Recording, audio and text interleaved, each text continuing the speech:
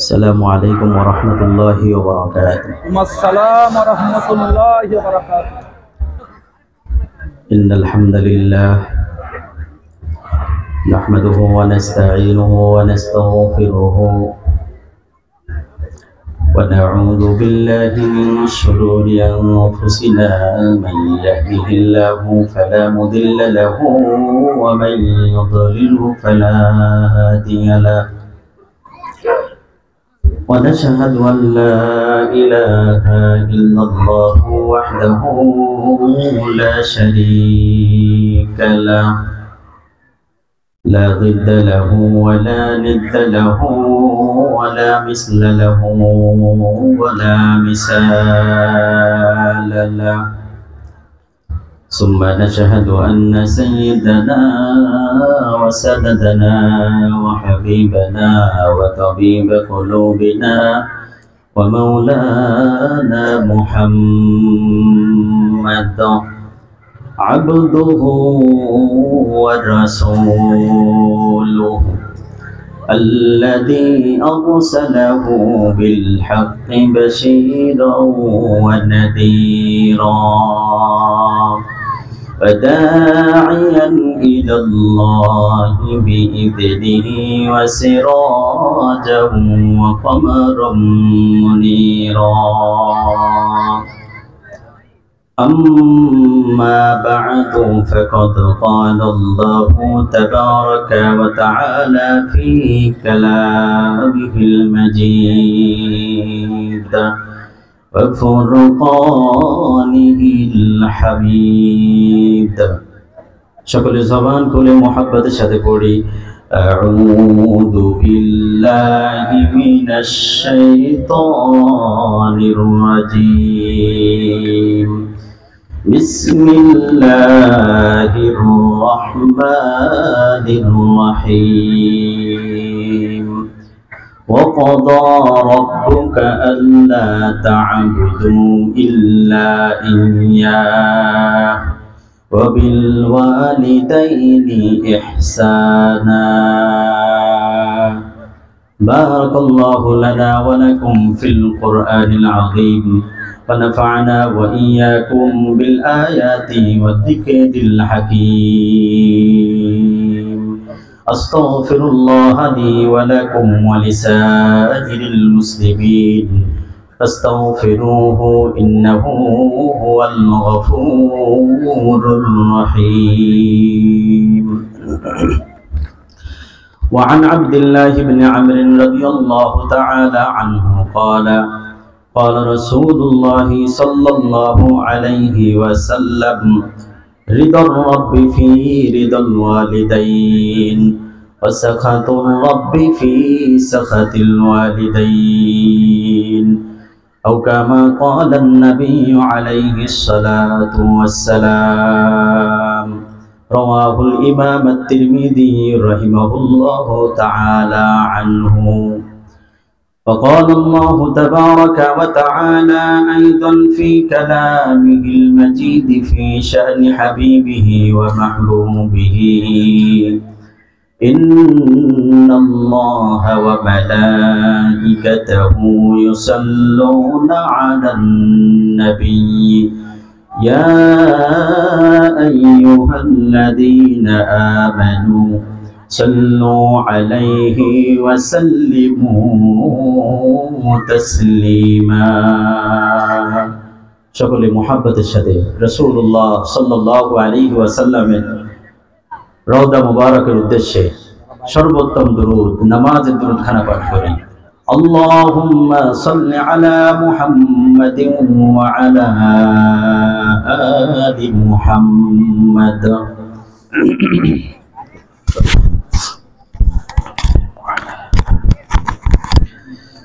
إنك حميد مجيد. اللهم بارك على محمد وعلى آل محمد كما باركت على إبراهيم وعلى آل إبراهيم إنك حميد مجيد بلغ العلا بكماله كشف الدجى بجماله حسنت جميع خصاله صلوا عليه وآله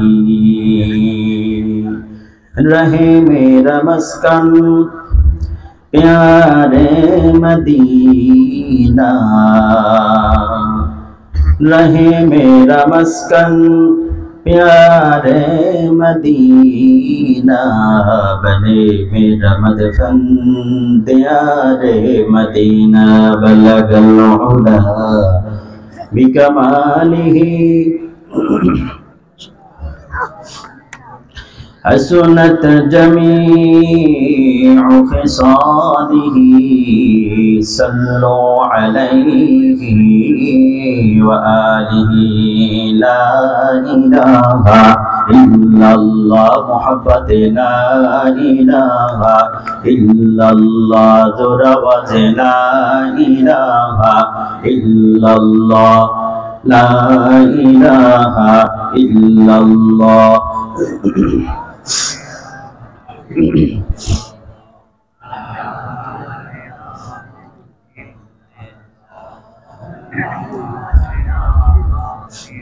ला इलाहा इल्लल्लाह ला इलाहा इल्लल्लाह जोरावाज ला इलाहा इल्लल्लाह मुहब्बत ला इलाहा इल्लल्लाह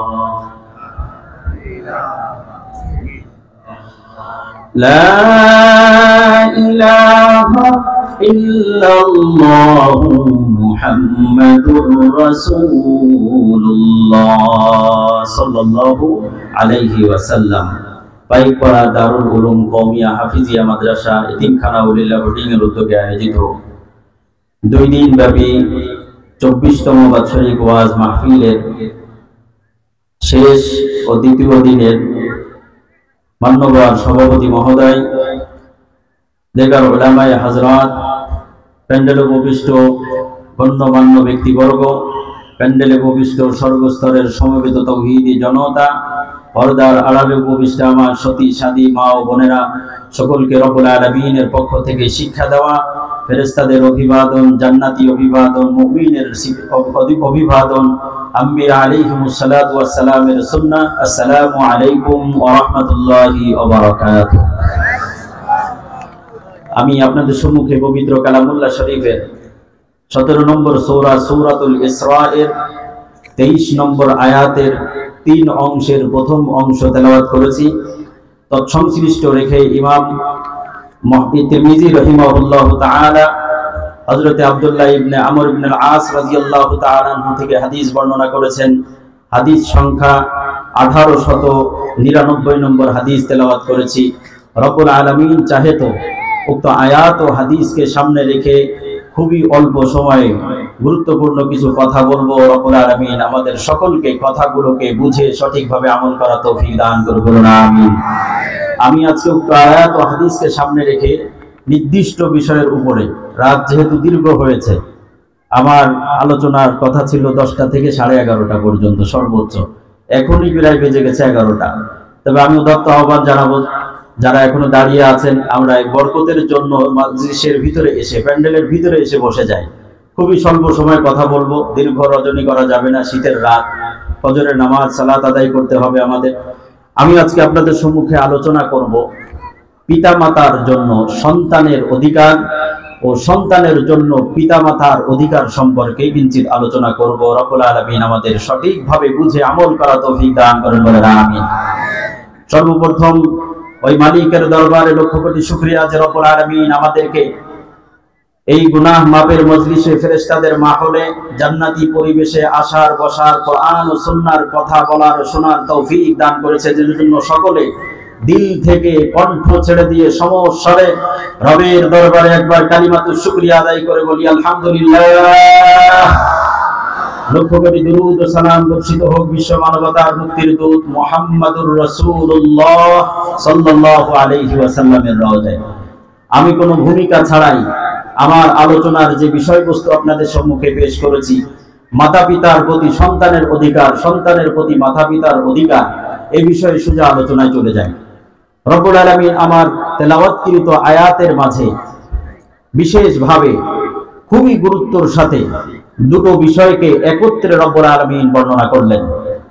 প্রথম নম্বর রব্বুল আলামিন বর্ণনা করলেন ওয়াকাদা রাব্বুকা আল্লা তা'বুদু ইল্লা ইয়া। মুসলমান মাত্রই ইবাদত করবে একমাত্র আল্লাহ। কথা বলেন ঠিক কিনা? মুসলমান অন্য কারোর সামনে মাথা নত করা জাতি নয়। কথা বলেন ঠিক কিনা? রব্বুল আলামিন স্পষ্ট ভাবে জানিয়ে দিলেন ওয়াকাদা রাব্বুকা আল্লা তা'বুদু ইল্লা ইয়া। আমি রব্বুল আলামিন তোমাদের জন্য ফয়সালা করে দিলাম, তোমাদের জন্য চূড়ান্ত ঘোষণা করে দিলাম, তোমরা আমি আল্লাহ ব্যতীত অন্য কারোর ইবাদত করতে পারবে না। কথা বলেন ঠিক কিনা? ঠিক দেখেন, একই সঙ্গে একই বচনে একই ভাবে রব্বুল আলামিন দ্বিতীয় অংশে বলছেন ওয়াবিল ওয়ালিদাইনি ইহসানা। সুবহানাল্লাহ। কি বুঝে সুবহানাল্লাহ বলেছেন? রব যে স্পিডে, যে বক্তব্যে, যে আলোচনায় আয়াতের শুরু করলেন যে ইবাদত হবে, ভেজাল মুক্ত ইবাদত হবে, তাওহীদের ইবাদত হবে একমাত্র আমি আল্লাহর জন্য, ঠিক সেই বক্তব্যের সাথেই রব্বুল আলামিন মাতা পিতার সাথে সৎ ব্যবহারের আলোচনাও জুড়ে দিয়েছেন। তাফসীরের কিতাবের ভিতরে লেখে রবের ইবাদতের সাথে মাতা পিতার সাথে সৎ ব্যবহার করার আলোচনা এজন্য জুড়ে দিয়েছেন যে দুনিয়াতে আনার মাধ্যম হলো একমাত্র মাতা পিতা।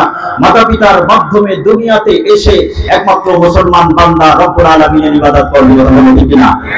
রব্বুল আলামিন বললেন ওয়াকাদা রাব্বুকা আল্লা তা'বুদু ইল্লা ইয়া। ইবাদতে ভেজাল করা যাবে না। মুসলমান জাতেও ঠিক ইবাদতে যেমন রবের ইবাদতে ভেজাল করে না, অন্য কোথাও মুসলমান জাতি ভেজাল পছন্দ করে না। কথা বলেন ঠিক কিনা? মুসলমান কাটাকাটি, মারামারি, হানাহানিতে পছন্দ করে না। কথা বলেন ঠিক কিনা? মুসলমান ধ্বংসাত্মক কাজে বিশ্বাস করে না। কথা বলেন ঠিক কিনা? মুসলমান অন্যের পায়ে পায়ে ধরে মারামারি করা পছন্দ করে না। ঠিক কিনা? কথা বলেন। কিন্তু কেউ যদি পায়ে ধরে মারামারি করতে আসে, মুসলমানও আল্লাহর নামে হুঙ্কার দিয়ে তাকে ছাড় দেওয়ার জাতি নয়। কথা বলেন ঠিক কিনা? রব্বুল আলামিন বললেন ওয়াকাদা রাব্বুকা আল্লা তা'বুদু ইল্লা ইয়া। আমি ইবাদতে ভেজাল পছন্দ করি না। তোমাদের জন্য শিক্ষা হলো এটা, কারোর সাথে ভেজাল করবে না। কিন্তু কেউ যদি ভেজাল করতে আসে, তার ওই ভেজালের বিষটা একেবারে জায়গা থেকে উঠে ফেলবে। ঠিক না? মুসলমানের জাতি বৈশিষ্ট্য এবং খুসুসিয়াত হলো এটাই, ভেজাল করে না কোথাও যে। কিন্তু মুসলমানের সাথে ভেজাল করতে এসেছিল দুনিয়ার শুরু থেকে নিয়ে। যে জাতি যখনই মুসলমানের সাথে, মুমিনের সাথে ভেজাল করতে এসেছিল, মুসলমান তাদের এই ভেজালের দাঁত উপড়ে ফেলার জন্য, ভেজালের হাতকে প্রতিহত করার জন্য, জালিমকে প্রতিহত করার জন্য রব্বুল আলামিনের ঈমানি বলকে সামনে রেখে যখন এগিয়ে গিয়েছে, তখন সকল ভেজালকে পরিবর্তিত করে রবের তাওহীদের ইবাদত, একত্ববাদের ইবাদত, একত্ববাদের আওয়াজকে আল্লাহর ভূমিতে প্রতিষ্ঠা করে ছেড়েছে এবং প্রতিষ্ঠা করেই চলেছে। তারা বলেন ঠিক না? রব্বুল আলামিন বললেন ওয়াকাদা রাব্বুকা আল্লা তা'বুদু ইল্লা ইয়া। ও আমার বান্দারা, আমি রব্বুল আলামিন তোমাদের জন্য স্পষ্টভাবে ফয়সালা করে দিলাম, আমি আল্লাহ তাআলার ইবাদতের ক্ষেত্রে তুমি একটু ভেজাল করবে না, তাওহীদে ভেজাল করবে না। কেন? তুমি যদি আমার তাওহীদে আর একত্ববাদে ভেজাল করে বসো, তাহলে তোমার ঈমানও শেষ, আমলও শেষ। কথা বলে ঠিক না? তোমার ঈমানও থাকলো না, আমলও থাকলো না। ঈমান চলে গেল তো আমলও চলে গেল। ঈমান নেই, পরকালে তোমার কোনো মূল্য নেই। রব্বুল আলামিন একই সঙ্গে বর্ণনা করলেন আবিল ওয়ালিদাইনি ইহসানা। মাতা পিতার সাথে ভালো ব্যবহার করবে। ইহসান শব্দ, আবিল ওয়ালিদাইনি শব্দের তরজমায় মাতা পিতার সাথে সৎ ব্যবহার করো, উন্নত ব্যবহার করো, ভালো ব্যবহার করো। আমি প্রথম অংশের আলোচনা এখানে স্কিপ করলাম। এটার আলোচনা দীর্ঘ আলোচনা, অন্য কোনদিন হবে। আমার বিষয়বস্তু দ্বিতীয় অংশের ভিতরে রব্বুল আলামিন বললেন ওয়াবিল ওয়ালিদাইনি ইহসানা। ও আমার বান্দা, মুসলমান বান্দা, ও আমার মুসলমান বান্দিরা, তোমরা একটু লক্ষ্য করো। ইবাদতের ক্ষেত্রে যেমন আমি আল্লাহ তাআলার জন্য শুধুমাত্র ইবাদত করবে, ভেজাল করবে না, তাওহীদে ভেজাল করবে না, ঠিক মাতা পিতার সাথে সৎ ব্যবহার করার ক্ষেত্রেও তোমরা ভেজাল করবে না। একনিষ্ঠভাবে মাতা পিতাকে রাজি খুশি করার জন্য আমি আল্লাহ তাআলার পন্থা অনুযায়ী, রাসূলের পন্থা অনুযায়ী তাদের সেবা যত্ন করবে, খেয়াল করবে। কথা বলেন ঠিক না? হাদিসের ভিতরে যদি আমরা লক্ষ্য করি, ইহসান শব্দটা কি? ও দুনিয়ার মানুষ, তোমাদেরকে কিভাবে বোঝায়? রব্বুল আলামিন বললেন ওয়াবিল ওয়ালিদাইনি ইহসানা। মাতা পিতার সাথে সৎ ব্যবহার করো। ওগো রব্বুল আলামিন, আপনি কোন সৎ ব্যবহারের কথা বললেন? আপনি তো ইহসান শব্দটা বর্ণনা করলেন। নবীর মাধ্যমে আমরা যদি জানতে চাই, ওগো আল্লাহর নবী, আপনি বলেন তো দেখি ইহসান শব্দটা বলতে আপনি কি বোঝাচ্ছেন? তাহলে আপনারা চলেন বুখারী শরীফের 50 নম্বর হাদিসে হযরত ওমর ইবনে খাত্তাব এবং আবু হুরায়রা রাদিয়াল্লাহু তাআলা আমরা একটা গল্প শুনিয়ে আসি। ইহসান শব্দটা রব্বুল আলামিন কোন অর্থে ব্যবহার করেছেন? হযরত ইমাম আবু হুরায়রা রাদিয়াল্লাহু তাআলা বর্ণনা করেন, বিশ্বনবী মুহাম্মদুর রাসূলুল্লাহ সাল্লাল্লাহু আলাইহি ওয়াসাল্লামের মসজিদে নববীতে আমরা একদিন বসেছিলাম। বিশ্বনবী মুহাম্মদুর রাসূলুল্লাহ সাল্লাল্লাহু আলাইহি ওয়াসাল্লাম কোন একজন আম্মাজানের ঘর থেকে আমাদের সামনে বের হলেন। বের হয়ে এসে বলছেন, তোমরা কেন বসে আছো? সাহাবায়ে কেরাম বললেন, ইয়া রাসূলুল্লাহ, ইয়া হাবিবাল্লাহ, আমরা কোন দ্বীনের কথা শুনতে পাই কিনা এজন্য আমরা অপেক্ষা করছি, আপনি আসবেন, আমাদেরকে কোন গুরুত্বপূর্ণ বিষয় বলবেন। বিশ্বনবী মুহাম্মদুর রাসূলুল্লাহ সাল্লাল্লাহু আলাইহি ওয়াসাল্লাম ফাজালাসা বাইনাহুম। হযরত আবু হুরায়রা রাদিয়াল্লাহু আনহু বর্ণনা করেন, বিশ্বনবী আমাদের মাঝে বসে পড়লেন। বসে পড়ার পর ইজদাহু রাজুলুন, একটু বছরে একজন মানুষ আসলো, কিন্তু মানুষটার গায়ে শুভ্র পোশাক রয়েছে, চুলগুলো একেবারে আঁচড়ানো রয়েছে, মনে হচ্ছে কাছে থেকে এসেছে, পাশের বাড়ি থেকে এসেছে, কিন্তু লা ইয়ারিফু মিন্না আহাদুন, আমাদের মধ্য থেকে কেউ তাকে চেনে না। তাহলে বোঝা গেল বহু দূর থেকে এসেছে। দুই শব্দের অর্থ ভিন্ন। কাপড় চোপড়ের ভাঁজ-ভুজ দেখে মনে হয়, পোশাকের ভাঁজ-ভুজ দেখে মনে হয় খুব কাছে থেকে এসেছে, কিন্তু কাছে থেকে আসলে তো আমাদের মধ্য থেকে কেউ না কেউ তাকে চেনার কথা। কেননা মদিনা যেহেতু ছোট্ট শহর, ছোট্ট একটা এলাকা, কিন্তু আমাদের মধ্য থেকে কেউ তাকে চেনে না। তাহলে বোঝা গেল অপরিচিত ব্যক্তি বহু দূর থেকে এসেছে। ও দুনিয়ার মানুষ, একটু লক্ষ্য করো, সামনে দেখো। হযরত আবু হুরায়রা রাদিয়াল্লাহু আনহু বর্ণনা করেন, বিশ্বনবী মুহাম্মদুর রাসূলুল্লাহ সাল্লাল্লাহু আলাইহি ওয়াসাল্লামের দরবারে আগন্তুক ব্যক্তি এসে ফাসাল্লামা আলাইহি, সালাম দিলেন, আসসালামু আলাইকা ইয়া রাসূলুল্লাহ, ও আল্লাহর নবী, আল্লাহর পক্ষ থেকে আপনার জন্য সালাম।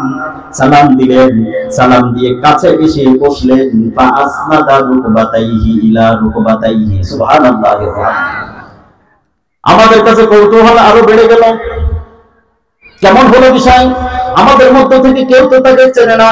আমাদের মধ্য থেকে এমন নয় যে সে আবু বকর, এমন নয় সে ওমর, এমন নয় সে উসমান, এমন নয় সে আলী ইবনে হায়দার, এমন নয় সে আলী ইবনে আবি তালেব।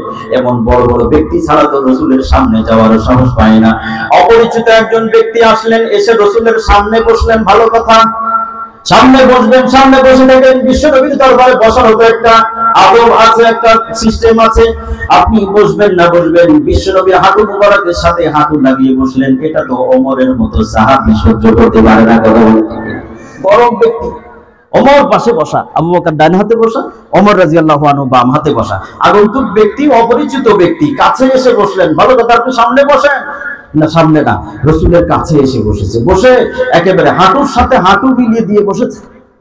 হযরত ওমর রাদিয়াল্লাহু তাআলা রাগে ক্ষোভে বকবক করছে, কি বাবা, আমি সামনে যেতে ভয় পাই, আবু বকর সামনে যেতে ভয় পায়, রাসূলের হাত মোবারকে হাত দিতে আমি ভয় পাই, কোথা থেকে কে এসে সামনে বসবে? ভালো কথা, হাঁটুর সাথে হাঁটু মিলিয়ে বসতে হলো কেন? কিন্তু রাসূলুল্লাহ সাল্লাল্লাহু আলাইহি ওয়াসাল্লাম তো চিনছেন যে তো জিবরাইল এসেছে, তোমরা চেনো আর না চেনো পরে বলছি বিষয়টা। ইমাম বুখারী রাহমাতুল্লাহি আলাইহি বর্ণনা করেন, আগন্তুক ব্যক্তি যখন বিশ্বনবী সাল্লাল্লাহু আলাইহি ওয়াসাল্লামের সামনে বসলেন, হাঁটুর সাথে হাঁটুটাই মিলিয়ে বসলেন। বসার পর 5টি প্রশ্ন করলেন। প্রথম নম্বর প্রশ্ন হলো, ইয়া মুহাম্মদ, ইয়া নবিয়াল্লাহ, মাল ইসলাম, মাল ঈমান, ঈমান কাকে বলে বলুন তো দেখি। বিশ্বনবী সাল্লাল্লাহু আলাইহি ওয়াসাল্লাম বললেন, ঈমান হলো আন তুমিনা বিল্লাহ, এক আল্লাহর প্রতি অবিচল আস্থা এবং বিশ্বাসের নাম হলো ঈমান। কথা বলেন ঠিক না?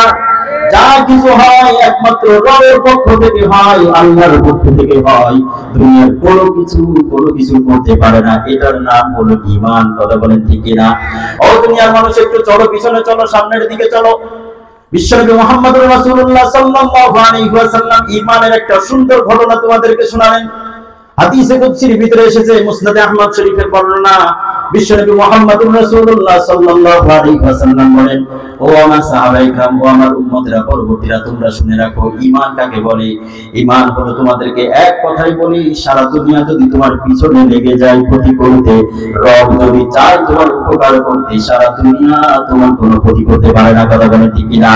পক্ষান্তরে রব যদি চান, তোমার আল্লাহ যদি তোমার ক্ষতি করতে চান, সারা দুনিয়া তোমার যদি উপকার করতে চায়, যারা পরিমাণ তোমার কোনো উপকার করতে পারে না, এটাই হলো প্রকৃত অর্থে ঈমান। কথা বলেন ঠিক না? ঈমান হলো বিশ্বনবী সাল্লাল্লাহু আলাইহি ওয়াসাল্লাম বললেন, আনতুমিনা বিল্লাহি, এক আল্লাহর উপর পরিপূর্ণ আস্থা এবং বিশ্বাস স্থাপন করবে, এটা ঈমান। ওয়া মালাইকাতিহি ওয়া কুতুবিহি ওয়া রুসুলিহি, বিশ্বনবী সাল্লাল্লাহু আলাইহি ওয়াসাল্লাম এভাবে বর্ণনা করতে করতে ওয়া'আদ্দা সাবআন, 7টি বিষয়কে বর্ণনা করলেন। আগন্তুক ব্যক্তি উত্তর শুনে বললেন, আসাবতা ইয়া মুহাম্মদ, বড় আশ্চর্যের বিষয়, প্রশ্ন করে আবার উত্তর ঠিক হয়েছে বলে আবার স্বীকৃতি দেয়, আসাবতা, ঠিকই বলেছেন। সাহাবায়ে কেরাম বলছেন, আমরা বড় আশ্চর্য হলাম, কেমন কথা, এই ব্যক্তি যদি না জেনে থাকে তাহলে এটা সঠিক কিনা ভুল কিভাবে বললো, আবার যদি জেনে থাকে তাহলে কেন রাসূলের কাছে এসে বসে আবার প্রশ্ন করলো। দ্বিতীয় নম্বর, বিশ্বনবী মুহাম্মদুর রাসূলুল্লাহকে প্রশ্ন করলো, তাহলে বলেন তো দেখি মুহাম্মদ, মান ইসলাম, ইসলাম কাকে বলে? বিশ্বনবী সাল্লাল্লাহু আলাইহি ওয়াসাল্লাম বলেন, ইসলাম হলো আন তুমিনা বিল্লাহ ওয়া তুকিমাস সালাহ। এক নম্বর হলো তুমি আবার আল্লাহর উপর পরিপূর্ণ বিশ্বাস রাখবে, আস্থা রাখবে। আর দ্বিতীয় নম্বর, ইসলামের সবথেকে বড় বিষয় হলো তুমি সালাত কায়েম করবে। কথা বলে ঠিক না? বহু মানুষ আমাদের সমাজের ভিতরে এমন হয়েছে, ঈমানের দাবিতে তারা মুসলমান ঠিক, কিন্তু নামাজের কাছে যায় না, এমন লোক আছে না নাই? বহু মাজারের লোক, ভণ্ডের লোক, বহু বাবা আর খাজার লোকেরা আছে যারা বলে হাত্তা ইয়াতিয়াকাল ইয়াকিন, আমার ইয়াকিন এসে গেছে, নামাজের প্রয়োজন নাই, আছে না নাই? রব্বুল আলামিনের হাবিব বর্ণনা করেছেন, তোমার ভিতরে ঈমান আছে, তুমি কিভাবে বুঝবে? তোমার ভিতরে যদি নামাজের আগ্রহ থাকে তাহলে বুঝবে তোমার ভিতরে ঈমান আছে। কথা বলেন ঠিক কি না? তোমার ঈমান যদি তোমাকে মসজিদের কাতারে নিতে না পারে, তাহলে ঈমানের দাবিতে তুমি মিথ্যাবাদী।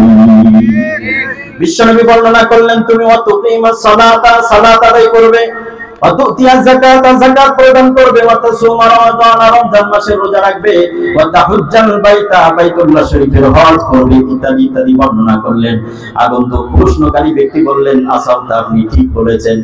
ও দুনিয়ার মানুষ, এখন দেখো তৃতীয় নম্বর তোমাদের জন্য যেটা বর্ণনা করলাম, রব বলেছেন অবিল ওয়ালিদাইনি ইহসানা। আল্লাহ আপনিও বললেন ওয়াবিল ওয়ালিদাইনি ইহসানা, মাতা-পিতার সাথে সদ্ব্যবহার করতে। আগন্তুক ব্যক্তি বুখারী শরীফের বর্ণনায় 3 নম্বর প্রশ্ন করলেন, মাল ইহসান, ও নবী মুহাম্মদ আপনি বলেন তো দেখি ইহসান কাকে বলে? ও দুনিয়ার মানুষ, একটু লক্ষ্য করো ইহসানের ব্যাখ্যা বিশ্বনবী কি বলছেন। বিশ্বনবী মুহাম্মদুর রাসূলুল্লাহ সাল্লাল্লাহু আলাইহি ওয়াসাল্লাম বর্ণনা করলেন, আল ইহসান আন তা'বুদাল্লাহা কাআন্নাকা তারাহু ফাইন্নাকা লাম তারাহু ফাইন্নাহু ইয়ারাকা। ও দুনিয়ার উম্মতেরা তোমরা শোনো, ও আমার সাহাবায়ে کرام শোনো, ইহসান হলো তুমি পরিপূর্ণ হক আদায় করে আল্লাহর ইবাদত করবে। সুবহানাল্লাহ। ইহসান কাকে বলে? তাই ঈমানেও পরিপূর্ণ হক আদায় করবে, নামাজেও পরিপূর্ণ হক আদায় করবে, সালাতেও পরিপূর্ণ হক আদায় করে সালাত আদায় করবে, যাকাত দেওয়ার ক্ষেত্রে পরিপূর্ণ হক আদায় করে যাকাত দিবে, রোজা রাখবে, রমজান মাসে তাও পরিপূর্ণ হক আদায় করবে, গরীব দুঃখীদের হক দেওয়ার ক্ষেত্রে, অধিকার দেওয়ার ক্ষেত্রে পরিপূর্ণ হক আদায় করবে। বিশ্বনবী সাল্লাল্লাহু আলাইহি ওয়াসাল্লাম এক অর্থে বুঝালেন, আনতা আবুদাল্লাহা কাআন্নাকা তারাহু। আগন্তুক মানুষ, তোমরা কিয়ামত পর্যন্ত উম্মতেরা তোমরা শুনে রাখো, ইহসান বলা হয় তুমি আল্লাহর এমন ভাবে ইবাদত করবে কেমন যেন তুমি আল্লাহকে দেখছো। কমসে কম এটাকে যদি না হয় তাহলে তুমি মনে করবে তোমার রব তোমাকে দেখে, তাহলে তোমার যে পরিমাণ ইবাদত ভালো করা দরকার সেই পরিমাণ সুন্দর করে তুমি ইবাদত করবে। আল্লাহু আকবার কাবীরা। এবার আসুন বলুন তো দেখি ইহসানের অর্থটা কি হয়েছে। ওয়াবিল ওয়ালিদাইনি ইহসানা, বিশ্বনবী ইহসানের অর্থ বর্ণনা করলেন, ওয়াবিল ওয়ালিদাইনি ইহসানা, যথাযথ হক আদায় করে মাতা-পিতার খেদমত করবে। হক যদি আদায় করতে না পারো তাহলে তুমি মাতা-পিতার হক আদায় করো নাই বলে কিয়ামতের দিবসে বিবেচিত হবে। ও যুবক, তোমার জন্য বলছি, তোমার জন্য শেষ পর্যন্ত রয়েছে যে মাতা-পিতার জন্য সন্তানের উপরে কি অধিকার। মাতা-পিতার কিছু কর্তব্য রয়েছে সন্তানের জন্য। সব হুজুররা ওয়াজ করে যায় যে সন্তানই সারা জীবন মাতা-পিতাকে দিবে, তা মাতা-পিতা কি করলো? মাতা-পিতারও অধিকার রয়েছে সন্তানের ব্যাপারে, শেষের দিকে যে বলবো। ওয়াবিল ওয়ালিদাইনি ইহসানা, যথাযথভাবে হক আদায় করে মাতা-পিতার খেদমত করবে। যথাযথভাবে তুমি যদি হক আদায় করে মাতা পিতার খেদমত করতে পারো, তাহলে তোমার জন্য বিশ্বনবী মুহাম্মদুর রাসূলুল্লাহ সাল্লাল্লাহু আলাইহি ওয়াসাল্লাম তিনটি পুরস্কার ঘোষণা করেছেন। সুবহানাল্লাহ। এক নম্বর ঘটনা তোমাদেরকে বলি, তুমি যদি যথাযথভাবে মাতা পিতার খেদমত আদায় করতে পারো, হক আদায় করতে পারো, তাহলে তোমাদের জন্য রাসূলুল্লাহ সাল্লাল্লাহু আলাইহি ওয়াসাল্লাম বলছেন, এই মাতা পিতার খেদমতের বদৌলতে পরকালে রব্বুল আলামিন তোমাকে দিবেন, কি পরিমাণে খুশি করবেন সেটা তো আল্লাহ সুবহানাহু ওয়া তাআলা ভালো জানেন। আল্লাহ তাআলা বর্ণনা করেছেন, রাসূল বর্ণনা করেছেন যে আল্লাহ তাআলা তোমাকে খুশি দেবে, খুশি করে দিবেন, এতটুকু আমি গ্যারান্টি দিতে পারি। কিভাবে খুশি করবেন সেটা তো আল্লাহ তাআলাই জানেন। কিন্তু দুনিয়াতেও যদি তুমি কখনো বিপদে পড়ে যাও, ঠেকে যাও, আটকে যাও, বিপদে পড়ে যাও, কঠিন মুহূর্তে পড়ে যাও, মাতা পিতার খেদমতের বদৌলতে আল্লাহ তাআলা তোমাকে সেই কঠিন মুহূর্ত থেকে রক্ষা করবেন, বিপদ থেকে রক্ষা করবেন। বলেন না সুবহানাল্লাহ। বিশ্বনবী সাল্লাল্লাহু আলাইহি ওয়াসাল্লামের হাদিস, বুখারী শরীফের বর্ণনা। রাসূলুল্লাহ সাল্লাল্লাহু আলাইহি ওয়াসাল্লাম, ইমাম বুখারী রাহিমাহুল্লাহ তাআলা 2550 2550 নম্বর হাদিসে রাসূলুল্লাহ সাল্লাল্লাহু আলাইহি ওয়াসাল্লাম বর্ণনা করেন যে বহু পূর্বেকার ঘটনা। এই পূর্বেকার ঘটনা বলতে কোন সময়ের কথা বর্ণনা করা হচ্ছে? অধিকাংশ মুহাদ্দিসিন একরাম বর্ণনা করেছেন বনি ইসরাইলের কথা বর্ণনা করেছেন। রাসূলুল্লাহ সাল্লাল্লাহু আলাইহি ওয়াসাল্লাম বলেন, বহু পূর্বে তিনজন ব্যক্তি তাদের নিজস্ব কাজের জন্য নিজ এলাকা থেকে বাহিরে চলে গেল। বাহিরে যাচ্ছে, ব্যবসা বাণিজ্য অথবা ভ্রমণের জন্য যাচ্ছে তিনজন ব্যক্তি। তিনজনের ঘটনা রাসূলুল্লাহ সাল্লাল্লাহু আলাইহি ওয়াসাল্লাম বর্ণনা করে প্রত্যেকজনের সাথে বর্ণনা করলেন, তোমরা কি বুঝলে সাহাবা একরাম? সাহাবা একরাম বলছে, হুজুর বুঝেছি, খুব ভালো বুঝেছি। আমি আপনাদেরকে বোঝানোর জন্য সামনে কতটুকু সময় হবে সেটা আপনাদের উপরে ডিপেন্ড করবে, বাকি আমি যতটুকু পারি আপনাদেরকেও শোনাচ্ছি। রাসূল সাল্লাল্লাহু আলাইহি ওয়াসাল্লাম যেভাবে বুঝিয়েছেন যে কি বুঝেছো, আমিও আপনাদের কাছ থেকে এটা জিজ্ঞাসা করব, কি বুঝেছো? এটা একটা সবক সারা জীবনের জন্য, আমার মৃত্যু পর্যন্ত একটা সবক। এই তিনজন ব্যক্তি বের হয়েছে বাড়ি থেকে। তৎকালীন সময়ে যেহেতু এরকম ব্যবস্থাপনা ছিল না যে ছাতা টাতার খুব বেশি ব্যবস্থা, বাড়ি থেকে বের হলে বৃষ্টির সময় এসেছে তো ছাতা একটা কাঁধে নিয়ে চলে যাচ্ছে, বগলে করে নিয়ে যাচ্ছে, বৃষ্টি আসলে বা সেটাকে আমি মাথায় দিব, আমি বৃষ্টি থেকে ঝড় থেকে বেঁচে যাব। এরকম ব্যবস্থাপনা খুব ভালো ছিল না, যার কারণে স্বাভাবিক অবস্থায় তারা তিনজন বের হয়েছে, শহর থেকে বাহিরে চলে গেছে, পাহাড় এবং মরুভূমির পাশ দিয়ে তারা যাচ্ছে। বিশ্বনবী মুহাম্মদুর রাসূলুল্লাহ সাল্লাল্লাহু আলাইহি ওয়াসাল্লাম বর্ণনা করলেন, ইরজাআহু মাতারুন, এই তিনজনকে কঠিন বৃষ্টিতে পেয়ে বসলো, ঝড়ো হাওয়া এবং বজ্র হাওয়া পেয়ে বসলো, বজ্রপাত পেয়ে বসলো। তিনজন প্রচন্ড পরিমাণে ভয় পেয়ে গেল। তারা নিজেদের আশ্রয়ের জন্য, বৃষ্টি থেকে এবং ঝড়ো হাওয়া থেকে বাঁচার জন্য পাহাড়ের গর্তের ভিতরে, গিরিপথের ভিতরে অথবা কোনো গুহার ভিতরে যে আশ্রয় নিল। বিশ্বনবী মুহাম্মদুর রাসূলুল্লাহ বর্ণনা করেন, ও উম্মতেরা, তোমরা দেখো, তোমাদের জন্য কঠিন সুন্দর একটি বিষয় রয়েছে, তোমাদের জন্য সুন্দর একটি শিক্ষণীয় বিষয় রয়েছে তিনজন ব্যক্তির ভিতরে। এই তিনজন তখন গর্তের ভিতরে আটকা পড়ে গেল। দীর্ঘ সময় অপেক্ষার পর যখন তারা বুঝলো, এই তিনজন যখন তারা গর্তের ভিতরে ঢুকে পড়লো, বাহিরে প্রচন্ড ঝড় হয়, বৃষ্টি হয়, তারা অপেক্ষা করছে কখন ঝড় বৃষ্টি থেমে যাবে, নিজের কাজে যাবে তারা। ইত্যবসরে বিশ্বনবী সাল্লাল্লাহু আলাইহি ওয়াসাল্লাম বর্ণনা করেন, পাহাড়ের উপর থেকে একটা বড় বিশাল আকারের পাথর তাদের গর্তের মুখের উপরে পড়লো। হাদিসের কিতাবের ভিতরে নাকি পাথরটা এত বড় ছিল যে তারা তিনজনকে নয়, এমন কয়েকজন ব্যক্তি মিলেও এই পাথরটাকে সরানো তাদের পক্ষে সম্ভব নয়। তারা তাদের সাধ্য অনুযায়ী চেষ্টা করলো, কোনোভাবে এই জায়গা থেকে পাথরটাকে ঠেলে সরিয়ে দিয়ে গর্তের ভিতর থেকে বের হওয়ার রাস্তা বের করা যায় কিনা কোনোভাবে তারা চেষ্টা করতে লাগলো, কিন্তু কোনোভাবেই সম্ভব হলো না। দীর্ঘক্ষণ পর্যন্ত তারা এই চিন্তা করতে শুরু করলো, আল্লাহ, এমন বিপদে আমরা পড়েছি, এই মুহূর্তে যদি এখানে পড়ে মারা যাই তাহলে আমাদের ফ্যামিলির লোকজনও জানবে না আমরা কোথায় গিয়েছি, কোথায় যে হারিয়ে গিয়েছি। রব্বুল আলামিন আমাদের ফ্যামিলির লোকজনকে জানানোর মতো কোনো ব্যবস্থা নেই। এমন ভাবে আমরা গর্তের ভিতরে আটকা পড়েছি যে আমাদের গর্তের ভিতরে বাহিরের আলো বাতাস পর্যন্ত পৌঁছানোর কোনো সুযোগ নেই। রব্বুল আলামিন, আপনি আমাদেরকে কোনোভাবে ব্যবস্থা করে দিন, বের হওয়ার ব্যবস্থা করে দিন। বিশ্বনবী মুহাম্মদুর রাসূলুল্লাহ বর্ণনা করেন, তিনজন বসে বসে ফাফাকারু ওয়া দুকিসু রুউসাহুম, মাথা নিচু করে দিয়ে তারা চিন্তা করতে শুরু করলো, এখন আমাদের কাছে কি উপায় আছে, কি অবলম্বন আছে, এখান থেকে বের হবো কিভাবে। বাস্তবিক পক্ষে তো বের হওয়ার মতো কোনো অবলম্বন, কোনো উপায় তাদের কাছে নেই, কেননা সে সময় তো এমন মোবাইল ছিল না, ফোন করলো যে ভাই আসেন রক্ষা করেন, 999 ফোন দেওয়ার তো সুযোগ ছিল না। ফোন করলো, ফায়ার সার্ভিস আসলো, এসে আমাদেরকে উদ্ধার করে দিল। বসে বসে খুব কান্নাকাটি করছে, আল্লাহ এখানে পড়ে যদি মারা যায় আমরা এই গর্তের ভিতরে, নিশ্চিত মারা যাবো কিছুদিন পরে, 2-4 দিন পরে আমরা এখানে মারাই যাবো। আমাদের ফ্যামিলির লোকজন তো লাশটাও চিনবে না, লাশটাও নিতে আসবে না, কারণ জানেই তো না আমরা কোথায় আছি। রাসূলুল্লাহ সাল্লাল্লাহু আলাইহি ওয়াসাল্লাম বলছেন, এখন 3 জন বসে চিন্তা করছে, আমাদের কাছে এখন একটাই মাত্র পন্থা আছে। এই পন্থাটা হলো রবের কাছে দোয়া করা, আল্লাহর কাছে কিছু চাওয়া। নিজেদের জীবনের, প্রত্যেকজনের জীবনে একটু কি কল্পনা করো যে জীবনে কোনো ভালো কাজ আমাদের আছে কিনা, যে ভালো কাজের ওসিলা দিয়ে আমরা আল্লাহর কাছে কিছু চাইতে পারি। বিশ্বনবী মুহাম্মদুর রাসূলুল্লাহ সাল্লাল্লাহু আলাইহি ওয়াসাল্লাম বর্ণনা করেন, 3 জনে মিলে তারা চিন্তা করতে শুরু করলো, কার কার জীবনে কি কি ভালো কাজ রয়েছে, কি ভালো কাজ দিয়ে রবের কাছে দোয়া করলে আজকে এই কঠিন মুহূর্ত থেকে, বিপদ থেকে মুক্তি পাওয়া যায়।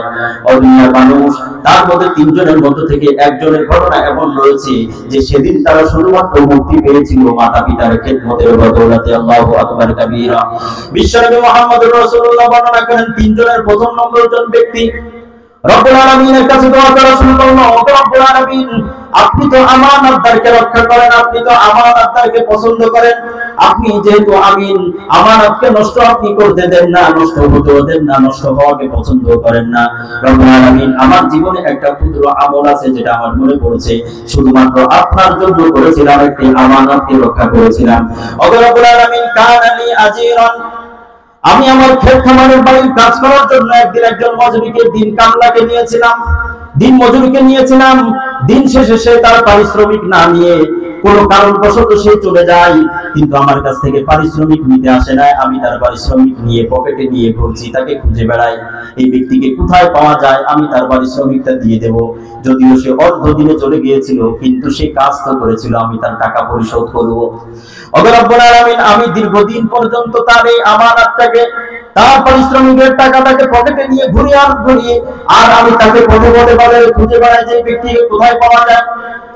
বহুদিন পরে, দীর্ঘদিন পরে যখন তার কোনো খোঁজ খবর পাওয়া গেল না, তার আমানতটা যেন নষ্ট না হয়ে যায়, এজন্য আমি তার আমানতের টাকাটা দিয়ে একটি ছাগল ক্রয় করেছিলাম, এবং এই ছাগল থেকে আমি তাকে প্রতিপালন করতে করতে জেনারেশন হতে হতে দীর্ঘ বছর পর্যন্ত চলে গেল।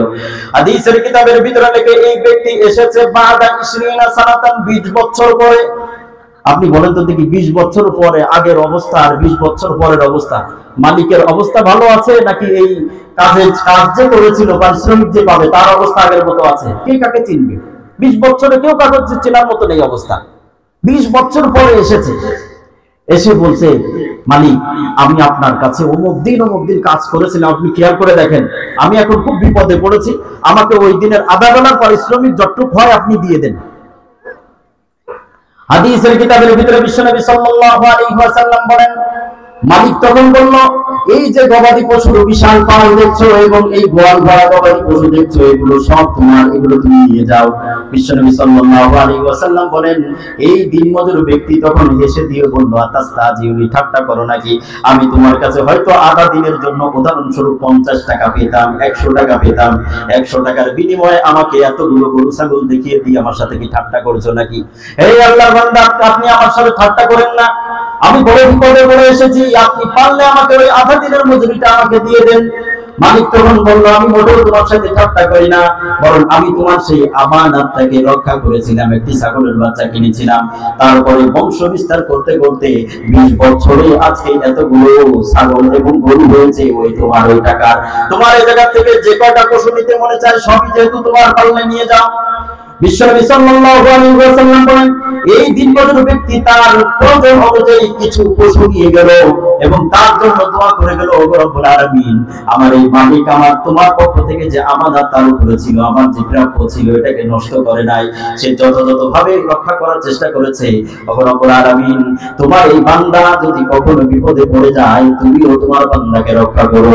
বিশ্বনবী সাল্লাল্লাহু আলাইহি ওয়াসাল্লাম বলছে, হাত উঠিয়ে বান্দা দোয়া করছেন, আল্লাহকে বলছেন, আল্লাহ সেদিনের এই কাজটাকে আমানত থেকে রক্ষা করা যদি শুধুমাত্র তোমার জন্য হয়ে থাকে, শুধুমাত্র তোমার রাজি খুশির জন্য যদি হয়ে থাকে, শুধুমাত্র তোমার জন্য যদি হয়ে থাকে আমানতটা রক্ষা করা, তাহলে আজকে আমি যে কঠিন বিপদে পড়েছি, নিশ্চিত মৃত্যুর গর্তে পড়েছি, এই জায়গা থেকে বাঁচানোর মতো তোমার ক্ষমতা ব্যতীত আর কোনো ক্ষমতা নেই।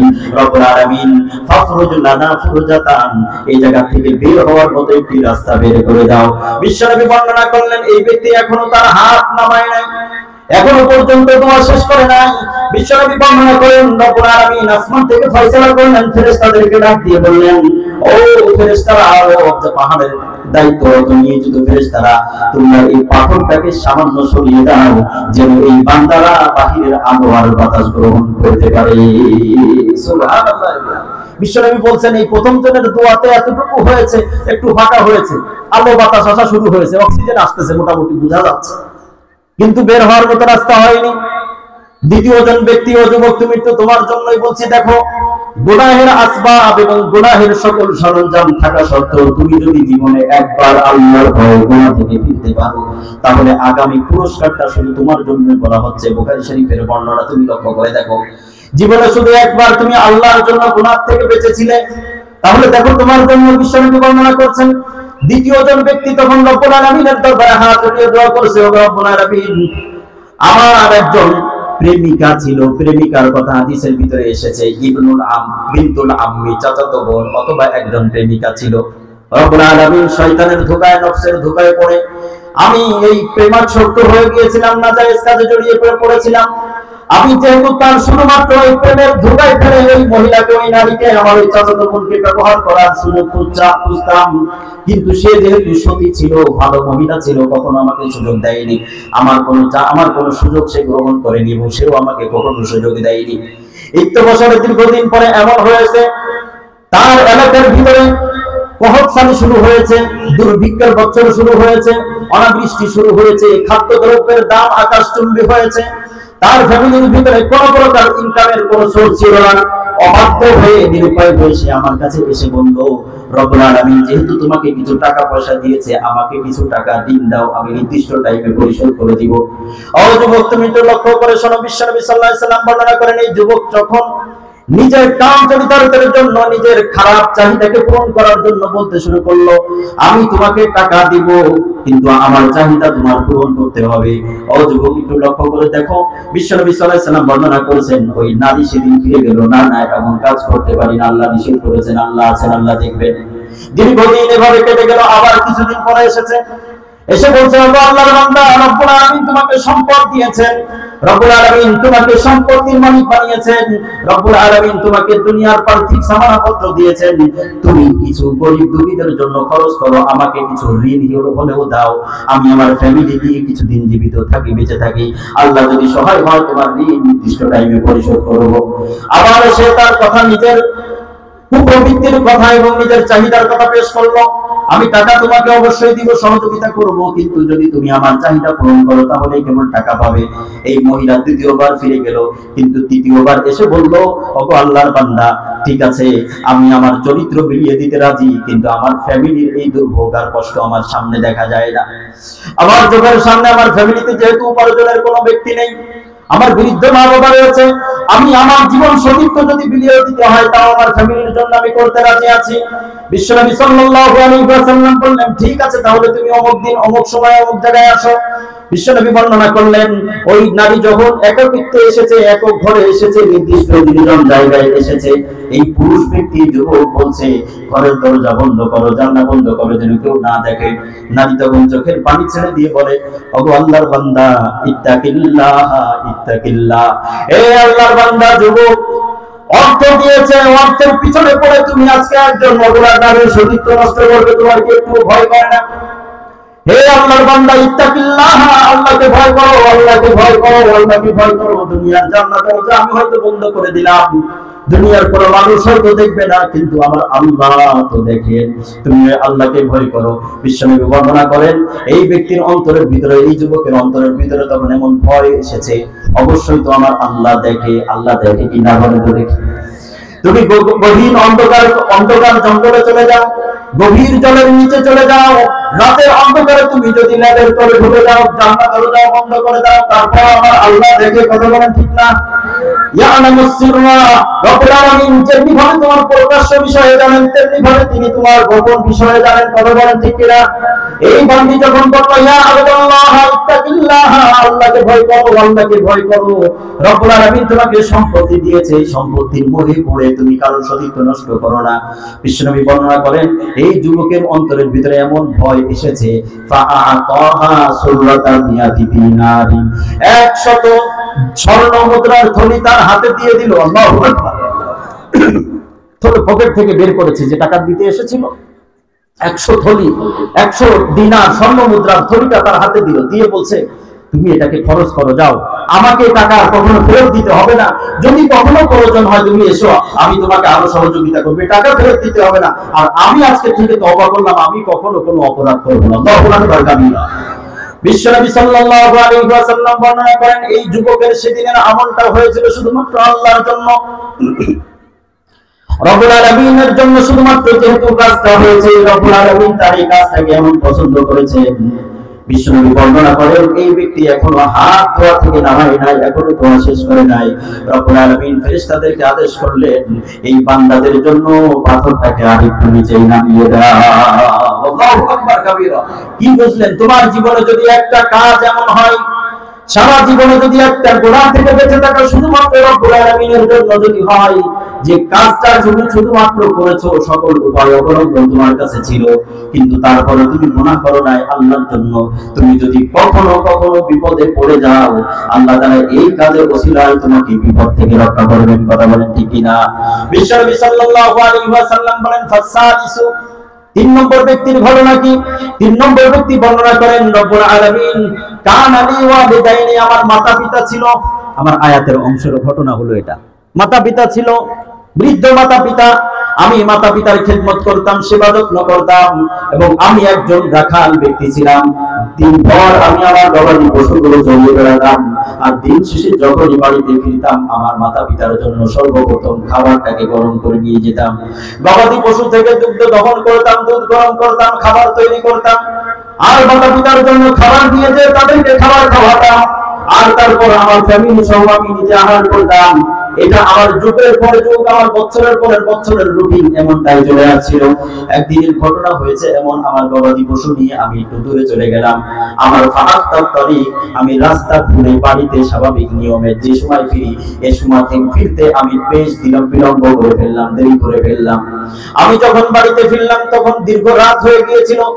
আমি বাড়িতে এসে দেখলাম আমার আব্বা আম্মা ঘুমিয়ে পড়েছে, কিন্তু যেহেতু আমার সারা জীবনের রুটিন হলো এমন, দিন শেষে যখন আমি বাড়িতে ফিরি, গবাদি পশু থেকে দুগ্ধ দহন করি, খাবার তৈরি করি, খাবার গরম করি, দুধ গরম করি, মাতা পিতার সামনে পেশ করি, মাতা পিতা খাবার খাই, অতঃপর মাতা পিতা খাবার খেয়ে তারা পরিতৃপ্তির ঢেকুর তোলে, আমার জন্য দোয়া দেয়, এরপরে যে আমি আমার ফ্যামিলিকে খানা খাওয়াই। আল্লাহ রাব্বুল আলামিন এদিন আসতে আমার বেশ দেরি হয়ে গেল। আর যখন বাড়িতে ফিরলাম, রাতের 1/3 প্রায় চলে গিয়েছিল। আমি এসে দেখলাম আমার মাতা পিতা ঘুমিয়ে পড়েছে, তথাপিও আমার রুটিন অনুযায়ী আমি দুধ দহন করালাম, দুধ গরম করলাম, খাবার তৈরি করলাম, খাবার রেডি করলাম, মাতা পিতার কাছে খাবারের জন্য নিয়ে গেলাম। কিন্তু যে কি দেখলাম, আমার মাতা পিতা ঘুমিয়ে পড়েছে, ইতবসের রাতের অর্ধেক পার হয়ে গেছে। আমি আমার মাতা পিতার শিয়রে দাঁড়িয়ে থাকলাম। কতক্ষণ দাঁড়িয়ে থাকলাম? যতক্ষণ না পর্যন্ত আমার মাতা পিতা স্বাভাবিকভাবে ঘুম থেকে না ওঠে, ততক্ষণ পর্যন্ত দাঁড়িয়ে থাকলাম। ওয়া আম্মা আহলি আর আওলাদি ফাইন্দারিজনি, আর আমার ছোট ছোট সন্তানগুলো, আমার ছোট ছোট বাচ্চারা আমার পায়ের কাছে এসে গিড়গিড়াচ্ছে এবং কান্না করছে, বাবা আব্বা জান, আজকের মতো আমাদেরকে একটু আগে খাবার দেন। দাদা দাদি তো ঘুমিয়ে পড়েছে, তারা কখন ঘুম থেকে উঠবে আমাদেরও জানা নাই, তাদেরও জানা নাই।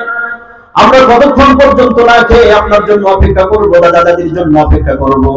ও দুনিয়ার মানুষ, তোমার তো আল্লাহ 2-4টা অর্থ দিয়েছে, তুমি ফ্যামিলি নিয়ে খুব ভালো আছো, কিন্তু তোমার বৃদ্ধ মাতা পিতার প্রতি তুমি একটু লক্ষ্য নাই, তুমি খেয়াল করো না তোমার মাতা পিতার অবস্থা কি। তোমার জন্য ঘটনাটা তুমি দেখো। জীবনে যদি তোমার একটা কাজ যদি এমন হয় যে মাতা পিতার জন্য খেদমতটা করেছো যথাযথ ইহসান আর যথাযথভাবে, আর এই খেদমতটা যদি রবের দরবারে কবুল হয়ে যায়, তোমার জীবনে যদি কখনো থেকে যাও, আটকে যাও, বিপদে পড়ে যাও, এই খেদমতের ওসিলায় আল্লাহ তোমাকে রক্ষা করবেন। কথা বলেন ঠিক কিনা? বিশ্বনবী বর্ণনা করেন, ওয়া আম্মা আহলি ওয়া আওলাদি ফাইন্দা রিজলি, সন্তান বারবার আমার পায়ের কাছে এসে বলছে, আব্বা যারা আজকের মতো আমাদেরকে একটু আগে খাবার দিন, আর আমি বারবার তাদেরকে এই কথা বলেই পিছনে ফেলে দিলাম, আমি তাদেরকে দূরে ফেলে দিলাম। না না, এমনটা হতে পারে না। আমার আব্বা আম্মাকে আমি দীর্ঘদিন যাবত আমার রুটিন হলো তাদেরকে আগে খাবার খাওয়াই, তারপরে আমরা খাবার খাই। আজকে এই রুটিনের বিপরীত আমি করতে পারবো না, তোমরা অপেক্ষা করো। ও দুনিয়ার মানুষ, উম্মতেরা, তোমরা একটু লক্ষ্য করে দেখো, বিশ্বনবী বর্ণনা করলেন ফজর পর্যন্ত, সুবহে সাদেক পর্যন্ত, ফজরের সালাতের আযান পর্যন্ত এই বান্দা খাবার হাতে নিয়ে দাঁড়িয়ে আছে। সুবহে সাদেকের সময়, ফজরের সালাতের সময় যখন মাতা-পিতার স্বাভাবিকভাবে ঘুম ভাঙলো, ঘুম ভেঙে তারা আশ্চর্য হয়ে গেল, সন্তান আমার প্রতিদিনের ন্যায় খাবার হাতে নিয়ে দাঁড়িয়ে আছে।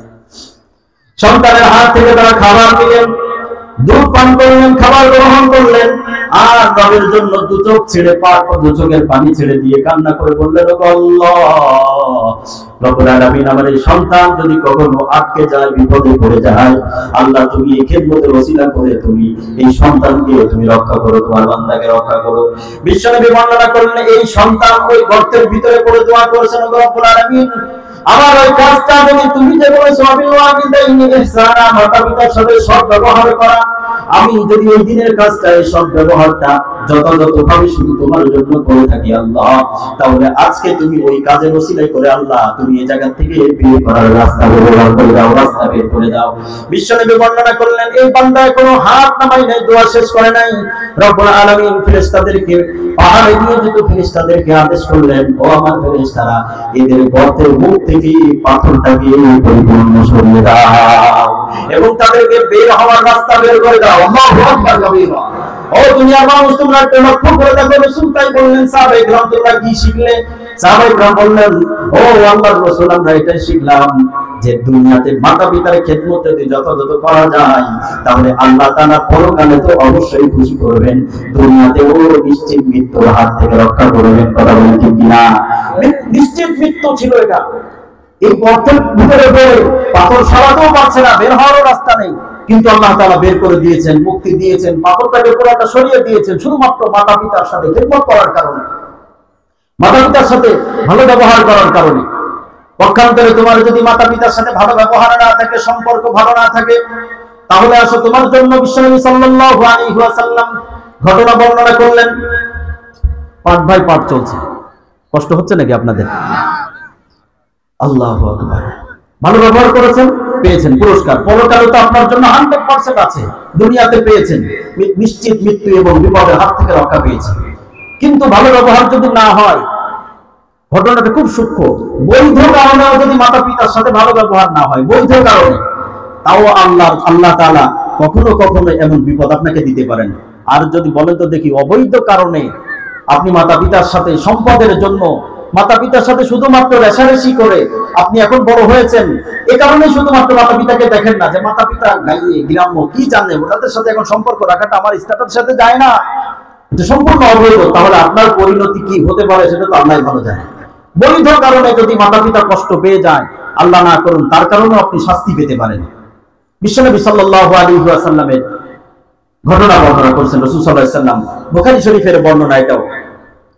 রাসূলুল্লাহ সাল্লাল্লাহু আলাইহি ওয়াসাল্লাম বলেন, ফীমান কানা ক্বাবলাকুম কানা রাজুলুন ইসমুহু জুরাইজ। বহু পূর্বেকার ঘটনা তোমাদেরকে শোনাচ্ছি, শোনো। ইমাম বুখারী রাহিমাহুল্লাহ তাআলা মাতা-পিতার বিররুল ওয়ালিদাইনের অধ্যায়ের ভিতরে হাদিসটি নিয়ে এসেছেন। এনে বলছেন যে দেখো, বৈধ কারণে যদি মাতা-পিতার সাথে খারাপ ব্যবহার হয়ে যায়, আর তারা যদি মনক্ষুণ্ণ হন, কষ্ট পান, তাও কখনো কখনো বিপদ চলে আসে। দুনিয়ার উম্মতেরা তোমরা শোনো, রাসূল তোমাদেরকে ঘটনা বলে শিক্ষা দিয়েছেন, এটা অবৈধ কারণে কোনোভাবেই যেন মাতা-পিতার সাথে খারাপ ব্যবহার না হয়, তাহলে 100% বিপদ, কেউ রক্ষা করতে পারবে না। এই জুরাইজ নামক ব্যক্তি, ইমাম বুখারী রাহিমাহুল্লাহ তাআলা অন্য আরেক জায়গায় অধ্যায় কায়েম করেছেন, মসজিদ স্বর্ণ দিয়ে বানানো যায় কিনা। দুই জায়গায় হাদিসটি নিয়ে এসেছেন, একই হাদিস। আমি ঘটনা বর্ণনা করলে আপনারা উভয় অধ্যায়ের হাদিসের অংশ আপনারা বুঝতে পারবেন। এই ব্যক্তি জুরাইজ নামক ব্যক্তি খুব বড় আল্লাহর ওলি ছিল, কেমন আল্লাহ নবী ছিল, কত বড় আল্লাহ নবী ছিল, সামনে ঘটনা শেষ অংশে যে বুঝবেন। যার ইশারার কারণে দুগ্ধদাত সন্তান, কোলের সন্তান পর্যন্ত, যে সন্তান কথা বলতে পারে না সেও কথা বলে উঠেছিল। আল্লাহু আকবার। কত বড় আল্লাহ নবী হতে পারে। কিন্তু মার সাথে একদিন একটু খারাপ ব্যবহার হয়েছিল, সেটাও হয়েছিল বৈধ কারণে, কিন্তু আল্লাহ তাআলা নারাজ হয়ে তাকে শাস্তি দিয়ে বসেছিলেন। বিশ্বনবী মুহাম্মদুর রাসূলুল্লাহ সাল্লাল্লাহু আলাইহি ওয়াসাল্লাম বর্ণনা করেন, ফিমান কানা ক্বাবলাকুম, তোমাদের পূর্বে ইতিপূর্বে একজন বড় আল্লাহর ওলি ব্যক্তি ছিলেন, বড় বুজুর্গ ব্যক্তি ছিলেন, বড় ইবাদত গুজার, তাহাজ্জুদ গুজার ব্যক্তি ছিলেন, যে রাত ভর তাহাজ্জুদের সালাত আদায় করতে, দিন ভর রোজা রাখতো। আল্লাহর ওলি ছিলেন, বড় ইবাদত গুজার ছিলেন। মাঝে মধ্যে বাড়িতে আসতেন এবং মাঝে মধ্যে সেই পাহাড়ে একাকিত্ব যে নির্জন জায়গায় ইবাদত করতেন, যেন দুনিয়ার কোনো মানুষ তাকে কেউ ডিস্টার্ব করতে না পারে, কোনো প্রকার অসুবিধা তৈরি করতে না পারে। বিশ্বনবী মুহাম্মদুর রাসূলুল্লাহ বর্ণনা করেন, এই ব্যক্তি একদিন বাড়িতে দাঁড়িয়ে নামাজ পড়ছেন, দিনের নামাজ অথবা রাতের বেলা তাহাজ্জুদের সালাতে দাঁড়িয়ে গিয়েছেন। তাহাজ্জুদের সালাতে দাঁড়িয়ে সে ব্যক্তি কোরআন তেলাওয়াত করছে। সে ব্যক্তি তৎকালীন সময়ে যে রবের পক্ষ থেকে কিতাব ছিল, কোরআন মানে যা বারবার পড়া হয়, তৎকালীন সময়ের কিতাবটা সে পড়ছে। একটু বছরের পাশের ঘর থেকে মা ডাক দিয়েছেন, কানাত উম্মুহু, এই ব্যক্তির আম্মা ডাক দিয়েছেন, ইয়া জুরাইজ, ইয়া জুরাইজ, আসো নাকি জুরাইজ, আসো নাকি, আমার পানির পিপাসা পেয়েছে, একটু পানি দান করো, পানি দাও আমাকে। একটু লক্ষ্য করে বুঝবেন, বিশ্বনবী সাল্লাল্লাহু আলাইহি ওয়াসাল্লাম বর্ণনা করেন, জুরাইজ যেহেতু নামাজের ভিতরে আছে, রব্বুল আলামিন কোরআনের ভিতরে বর্ণনা করলেন, না তুবতিলু আমালাকুম, তোমাদের নামাজকে নষ্ট করো না, ইবাদতকে নষ্ট করো না। নামাজে দাঁড়ানো অবস্থায় কথা বলা যায় না, ডাকের সাড়া দেওয়া যায় না, অন্য কোনো দিকে খেয়াল দেওয়া যায় না, দুনিয়ার কোনো কাজ করা যায় না। এই ব্যক্তি যেহেতু নামাজে দাঁড়িয়ে রবের কালাম পড়ছেন, তৎকালীন সময়ে কিতাব পড়ছেন, মা ঘর থেকে, পাশের ঘর থেকে ডাকছেন, ইয়া জুরাইজ, কিন্তু সন্তান যে নামাজে দাঁড়িয়ে আছে, কোরআন পড়ছে, এটা মা জানছে না। না জানার কারণে একবার ডাক দিল, ইয়া জুরাইজ, আমাকে পানি দাও। বিশ্বনবী বর্ণনা করেন, জুরাইজ তখন বলছে, ইয়া আল্লাহ, ইয়া রাব্বি, সালাতি ওয়া উম্মি, ও আল্লাহ, আমি এখন কোন দিকে যাব? তোমার নামাজে দাঁড়িয়ে আছি, এখন তোমার নামাজ পড়বো নাকি মা ডাকছে, মায়ের ডাকে সাড়া দিব? বিশ্বনবী বর্ণনা করেন, এই কথা চিন্তা করতে করতে সে তার নামাজকে কন্টিনিউ করলো, নামাজকে চালু রাখলো। কিছুক্ষণ পর আম্মা জান আবার ডাক দিল, ইয়া জুরাইজ, আমার জন্য কিছু পানি আনো। কিন্তু যেহেতু আম্মা জানে না যে আমার সন্তান পাশের রুমে নামাজে দাঁড়িয়ে আছে, যার কারণে সে ব্যক্তি আবার ডেকে বলল। এই জুরাইজ তখনও বলল, আল্লাহুম্মা সালাতি ওয়া উম্মি, আল্লাহ, এখন আম্মা ডাকে সাড়া দিব নাকি নামাজকে চালু রাখবো, কোনটাই তো আমি ডিসাইড করতে পারি না। কিছুক্ষণ পর আম্মা দ্বিতীয়বার আবার ডাক দিল, ইয়া জুরাইজ, জুরাইজ, তুমি আছো নাকি? আমার জন্য পানি নিয়ে আসো, আমার প্রচন্ড পিপাসা পেয়েছে। বিশ্বনবী বর্ণনা করেন, এবার হচ্ছে তাই বলল রব্বুল আলামিন, আল্লাহুম্মা সালাতি ওয়া উম্মি, আল্লাহ, আমি এখন কোন দিকে যাব? একদিকে তোমার জন্য নামাজ আদায় করছি, নামাজ নষ্ট করার আমার অধিকার নেই, অপরদিকে আম্মা ডাকছে, এখন আম্মার ডাকে সাড়া দিব কিনা এটাও আমার জানা নাই, কি করতে পারি? তিনবার যখন ডেকে সন্তানকে পাইনি, সন্তানের জন্য তখন আম্মা জান কষ্ট পেয়ে বদদুয়া দিয়ে বসলেন, ও আল্লাহ, লা তুমি তো আল্লাহ, জুরাইজের যেন মৃত্যু না হয়, হাত্তা ইয়ারা বা হাত্তা ইউরিয়া উজুহাল মুমিসাত, যতক্ষণ না পর্যন্ত কোনো খারাপ নারীর চেহারা না দেখে, ততক্ষণ পর্যন্ত যেন এই জুরাইজের মৃত্যু না হয়। বড় কঠিন কথা বলে ফেলেছে, কিন্তু আম্মা তো জানে না যে সন্তান বৈধ কাজের জন্য এখানে মাকে কষ্ট দেওয়া হয়ে গেছে। এই সন্তান তো এমন নয় যে মাকে কষ্ট দিবে, কিন্তু যেহেতু নামাজে ছিল তাই ডাকে সাড়া দিতে পারে নাই। আম্মা জান মনক্ষুণ্ণ হয়েছেন, কষ্ট পেয়েছেন। এটা ছিল একটা বৈধ না, যেহেতু নামাজের ভিতরে ছিল, মায়ের ডাকে সাড়া দেওয়াও তো বৈধ না। কিন্তু আম্মা জান কষ্ট পেয়েছেন, কষ্ট পেয়ে বলে বসেছেন, আল্লাহ, যতক্ষণ না পর্যন্ত কোনো খারাপ নারীর চেহারা না দেখে, ততক্ষণ পর্যন্ত আমার এই সন্তানের জন্য মৃত্যু দিয়ে না। আল্লাহ তাআলা কবুল করে ফেলেছেন। আগামী উম্মতেরা যেন সংশোধন হয়ে যায়, বান্দারা যেন সংশোধন হয়ে যায়, যে বৈধ কাজে কষ্ট দিলে যদি মা বাবা নারাজ হয়, আল্লাহ তাআলা কখনো কখনো বিপদ দিতে পারে। তাহলে যদি অবৈধ কাজে মা বাবাকে কষ্ট দেওয়া হয়, কি পরিণতি হতে পারে? বিশ্বনবী সাল্লাল্লাহু আলাইহি ওয়াসাল্লাম বর্ণনা করেন, ঘটনা এই পর্যন্ত। জুরাইজ নামাজ শেষ করলেন, নামাজ শেষ করে আম্মা জানের জন্য পানি আনলেন, আর বললেন, ও আম্মা জান, আমি নামাজ পড়ছিলাম, যার কারণে আপনার ডাক শুনেছি, একবার, দুইবার, তিনবার শুনেছি, কিন্তু আপনার ডাকে সাড়া দিয়ে আমি পানি এনে দিতে পারি নাই। আম্মা জান, আপনি আমাকে ক্ষমা করবেন, কিন্তু যে দোয়া যেটা দিয়েছে সেটা তো জায়গা মতো পৌঁছে গেছে, ফেরত আনার তো কোনো সুযোগ নেই। কিন্তু মা তো আর সন্তান তো আর জানে না যে আম্মা বদদোয়া দিয়ে ফেলেছে। মা সামনে যে বললো, আম্মা জান, আমি নামাজ পড়ছিলাম, যার কারণে সালাতে থাকার কারণে আমি আপনার কাছে আসতে একটু দেরি হয়েছে, এই নেন পানি পান করেন। আম্মাজান পানি পান করেছে, ভালো কথা। ঘটনা এ পর্যন্ত। কিছুদিন পরে হয়েছে, জুরাইজ একদিন ওই পাহাড়ে সে যে নামাজ পড়তে যায়, নামাজের মসজিদ ছিল, ছোট্ট একটা মসজিদ ছিল, ইবাদতখানা ছিল। মসজিদের ইবাদতখানার খুঁটি ছিল, চারপাশে কিছু পাথর দিয়েছে, মধ্যে একটা খেজুরের ডাল দিয়ে, উপরে কিছু খেজুর এবং গাছের বড় বড় পাতা দিয়ে মসজিদটা বানিয়েছে। মসজিদটা একেবারে সাদা সিধা, একেবারে সোজাসুজি। পাহাড়ের চূড়ায় বসে ইবাদত করছে। ইত্যে বছরে পাশের মহল্লার ভিতরে এই আল্লাহর ওলিকে নিয়ে, জুরাইজকে নিয়ে বিচার বসেছে। কিসের বিচার? একজন পতিতাবৃত্তি নারী সমাজপতির কাছে এই বিচার দিয়েছে, বিচার চেয়েছে যে ওই পাহাড়ে যে আপনারা যাকে আল্লাহর ওলি মনে করেন, এ আসলে মূলত আল্লাহর ওলি না। এই দেখেন আমার কাছে থাকা এই সন্তান, এ হলো তার অবৈধ সন্তান, আমি তার বিচার চাই, আমি তার কাছ থেকে ন্যায্য অধিকার চাই, আপনারা বিচার করেন। বলেন নাউজুবিল্লাহি মিন যালিক। ঘটনা বুঝতেছেন তো আপনারা? কোথা থেকে কোথায় গিয়েছে দেখেন। আল্লাহু আকবার কাবীরা। বিশ্বনবী সাল্লাল্লাহু আলাইহি ওয়াসাল্লাম বলেন, জুরাইজ তার আপন মসজিদের ভিতরে ইবাদতখানা সাওমাআতুন, ইবাদতখানার ভিতরে নামাজ আদায় করছে, সালাত আদায় করছে। ইত্তবসরে বিচারপতির পক্ষ থেকে কয়েকজন লোক গেল, যে বলছে যে ওগো জুরাইজ, তুমি এখানে ইবাদত করেছো, নামাজ পড়তে এসেছো, ভণ্ডামি করার জায়গা পাও না। ওদিকে একটি খারাপ কাজ ঘটিয়েছো, তুমি অন্যায় কাজ করেছো, আর এখানে এসেছো আল্লাহর ওলি সাজার জন্য, কোনো কাজ নাই তোমার। এই কথা বলে কিছু শোনার আগে, তার কাছ থেকে কিছু শোনার আগে তার ইবাদতখানাটাকে গুড়িয়ে দিল, ভেঙে চুরে শেষ করে ফেললো, পাথরগুলোকে বিক্ষিপ্ত করে ফেললো। তার মসজিদের যে ছাউনি ছিল খেজুর পাতা এবং অন্যান্য পাতাগুলোকে সব আলাদা করে ফেললো, টেনে এসে পাহাড় থেকে নামিয়ে নিয়ে আসলো। বলে চলো আমাদের বিচারপতি তোমাকে ডেকেছে, বিচারপতি তোমার বিচার করবে। কয় ভাই কিসের বিচার? কয় জায়গা মতো গেলে বুঝবে। বিশ্বনবী সাল্লাল্লাহু আলাইহি ওয়াসাল্লাম বর্ণনা করেন, জুরাইজ যখন তাদের সামনে এসেছে, এখনো পর্যন্ত সে এই নারীর, এই পাপাচারণী নারীর চেহারা পর্যন্ত দেখেনি। জুরাইজ যখন মসজিদের ভিতরে আসলো, সমাজপতি তখন বলতে শুরু করলো, জুরাইজ তুমি তো একজন ভালো ব্যক্তি, ভালো বান্দা, আমরাও তোমাকে ভালো জানি, আল্লাহর ওলি বলে চিনি, কিন্তু এই অপকর্ম কেন করলে? আসলে বলেন তো দেখি, এই অপকর্ম ওই আল্লাহর বান্দা করেছে নাকি? এই আল্লাহর বান্দা তো কিছু জানেই না। বিশ্বনবী সাল্লাল্লাহু আলাইহি ওয়াসাল্লাম বর্ণনা করেন, জুরাইজ যখন এই কথা শুনেছে তখন চোখের পানি ছেড়ে দিয়ে কান্না করেছে, আল্লাহ, আমি আজ পর্যন্ত বিবাহ শাদী এজন্যই করি নাই যেন তোমার ইবাদতের ভিতরে ঘাটতি না হয়। আমি আজ পর্যন্ত কোন বেগানা নারীর চেহারা পর্যন্ত দেখিনি, আল্লাহ ওগো রব্বুল আলামিন, এটা আবার কেমন বিপদ? এই বিপদটা কেন আসলো? আল্লাহ আমি তো কোনো কিছুই বুঝছি না, কিন্তু হঠাৎ করে মাথার ভিতরে আসলো আমার তো আম্মাজান আছে, আমি আম্মাজানের কাছে যাই, দেখি আমার আম্মাজান কি বলে, আমি আম্মাজানের কাছে যে একটু সান্ত্বনা নিয়ে আসি। আল্লাহ তাআলা মাথার ভিতরে ঢুকিয়ে দিয়েছে, যাও ওই জায়গাতে যে সলভ করে আসো। ব্যস্ত জায়গায় লেগেছে, তুমি জানছো না, তাই তুমি তো বাস্তবপক্ষে কিছুই করনি, কিন্তু ঘটনা তো ওই দিক দিয়ে ঘুরে এসে, তুমি জায়গা মতো যাও, মাথার ভিতরে আল্লাহ দিয়ে দিয়েছে, যাও মাতারের কাছে যাও। সমাজপতিকে বললো যে ভাই, আঙ্কেল, চাচা, একটু অপেক্ষা করেন, আমি একটু বাড়ি থেকে আসছি, দেখি বিষয়টা কি হয়েছে, আমি তো কিছুই জানি না। আমি যা আম্মাজানের কাছে যাই, আম্মাজানের কাছে যেয়ে বলছে, আম্মাজান এমন এমন ঘটনা। ঘটনা তো ঠিকই আছে, এই যুবক তুমি একটু লক্ষ্য করে দেখো। আম্মাজানের কাছে যে যখন জুরাইজ বলছে, আম্মাজান আমার একাকিত্বে ইবাদতখানাটাকেও তারা ভেঙে ফেলেছে। আম্মাজান আপনিও তো জানেন আমি আজ পর্যন্ত বিবাহ করিনি, আপনার ঘরে তো বৌমাও নিয়ে আসেনি যেন ইবাদতে বিঘ্নতা না ঘটে, কিন্তু এই বিপদ কোথা থেকে আসলো আম্মাজান আমিও তো জানি না, আপনি আমার জন্য দোয়া করুন।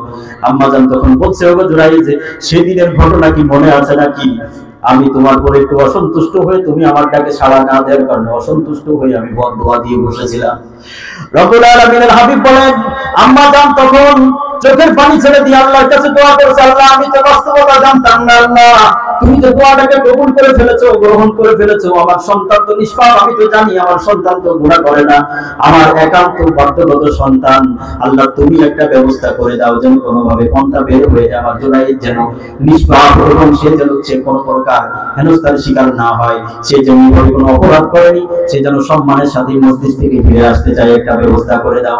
জুরাইজের মাথার উপরে হাত রেখে দোয়া দিয়ে বললো, যাও তুমি যাও, কিছুই হবে না, জায়গা থেকে বিচার দেখো নিষ্পত্তি হয়ে যাবে।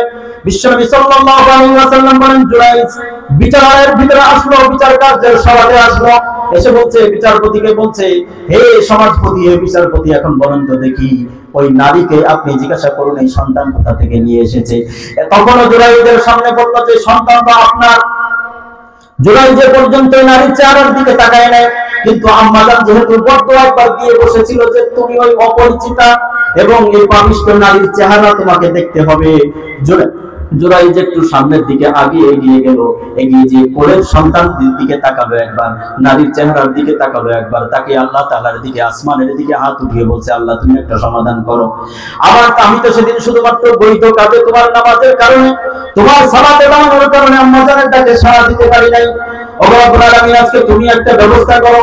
বিশ্বনবী সাল্লাল্লাহু আলাইহি ওয়াসাল্লাম বলেন, এই জুরাইজ শুধুমাত্র একবার এই নারীর চেহারার দিকে তাকিয়েছিল, আরেকবার এই সন্তানের দিকে তাকিয়ে বলল, ও সন্তান তুমি বলো তো দেখি তোমার পিতাকে। আল্লাহু আকবার কাবীরা। এই সন্তানের বয়স কতদিন? কোন বর্ণনার ভিতরে এসেছে 1 মাস, কোন বর্ণনার ভিতরে এসেছে 3 মাস। সাধারণত 1 মাস অথবা 3 মাসের বাচ্চা কখনো কথা বলতে পারে না, কথা বলে ঠিকই না। কিন্তু জুরাইজ যখনই বলল যে হে সন্তান, কোলের সন্তান তুমি বলো তো দেখি তোমার আব্বা জান কি, বিশ্বনবী বর্ণনা করেন এই জবান, এই সন্তানের জবান আল্লাহ তাআলা খুলে দিলেন। এই সন্তান সঙ্গে সঙ্গে বলতে শুরু করলো, হে জুরাইজ তুমি আমার আব্বা নাও, হে জুরাইজ তুমি আমার আব্বা নাও। আমার আব্বা হলো অমুক পাহাড়ের মুতরা খান, সে আমার আম্মাজানের সাথে অবৈধ কাজ করেছে আর তোমার উপরে দোষটা চাপিয়ে দিয়েছে। আল্লাহু আকবার কাবীরা। রব্বুল আলামিনের হাবিব বলেন, দুনিয়ার ভিতরে যে সকল সন্তানেরা বাচ্চা অবস্থায় দুগ্ধ সন্তান কথা বলেছিল, মাত্র 1 মাসের বাচ্চাগুলো কথা বলেছিল, তার ভিতরে অন্যতম ছিল হলো এই জুরাইজের পক্ষে সাক্ষী দেওয়া সন্তান। আর দ্বিতীয় নম্বর সন্তান ছিল হযরত ইউসুফ আলাইহিস সালামের পক্ষে যে সন্তান সাক্ষী দিয়েছিল, একটা জগৎ বিখ্যাত সাক্ষী দিয়েছিল, জুলাইখার অপবাদের বিপক্ষে সাক্ষী দিয়েছিল এই সন্তান। 3 নম্বর সন্তান ছিল হযরত ঈসা আলাইহিস সালাম। রব্বুল আলামিন বিস্তীর্ণ ঘটনা, বিস্তারিত ঘটনা রব্বুল আলামিন কোরআনের ভিতরে বর্ণনা করেন। রব বর্ণনা করে জানিয়ে দিলেন এই সন্তানগুলোর কথা এমনি এমনি বলে না, বল আমি আল্লাহর কুদরতার ক্ষমতায় বলে কথা বলেন ঠিক না, যে আমি আল্লাহ তোমার জবানের ভিতরে কথা বলার কুদরত দিয়েছি, ক্ষমতা দিয়েছি, সেই বিধান আর সেই হুকুম দিয়ে আমি আল্লাহ 1 মাসের সন্তানের জবানের ভিতরে কথা বলার অধিকার দিয়েছি। রব্বুল আলামিন কিয়ামতের দিবসে এই বিষয়টাকে উল্টা করে দেখাবেন যে তোমরা মনে করো যে কথা বলার জন্য বয়স হতে হয়, কথা বলার জন্য মানুষ হতে হয়, কথা বলার জন্য কিছু হওয়া লাগে না, বলুন আমি যাকে আদেশ দিই, যেভাবে আদেশ দিই, সেই তখন সেভাবে কথা বলতে বাধ্য হয়ে যায়। কথা বলেন ঠিক না? রাসূল সাল্লাল্লাহু আলাইহি ওয়াসাল্লাম, বুখারী শরীফের বর্ণনা, রাসূলুল্লাহ সাল্লাল্লাহু আলাইহি ওয়াসাল্লামের হাতে ইমাম আবু নাঈম রাহিমাহুল্লাহ তাআলা, বুখারীতে খুবই সংক্ষিপ্ত ভাবে এসেছে, ইমাম আবু নাঈম রাহিমাহুল্লাহ তাআলা দালাইলুন নবুওয়াতের ভিতরে বর্ণনা করেন, রাসূলুল্লাহ সাল্লাল্লাহু আলাইহি ওয়াসাল্লাম একদিন দাওয়াত নিয়ে গেলেন আবু জাহালের সামনে, যে বলছে চাচা যান, জীবনে তো বহু এদিক সেদিক করেছেন, এমন কোনো কাজ নেই যে আপনি করেন নাই, এখনো সময় আছে, ভালো হয়ে যান।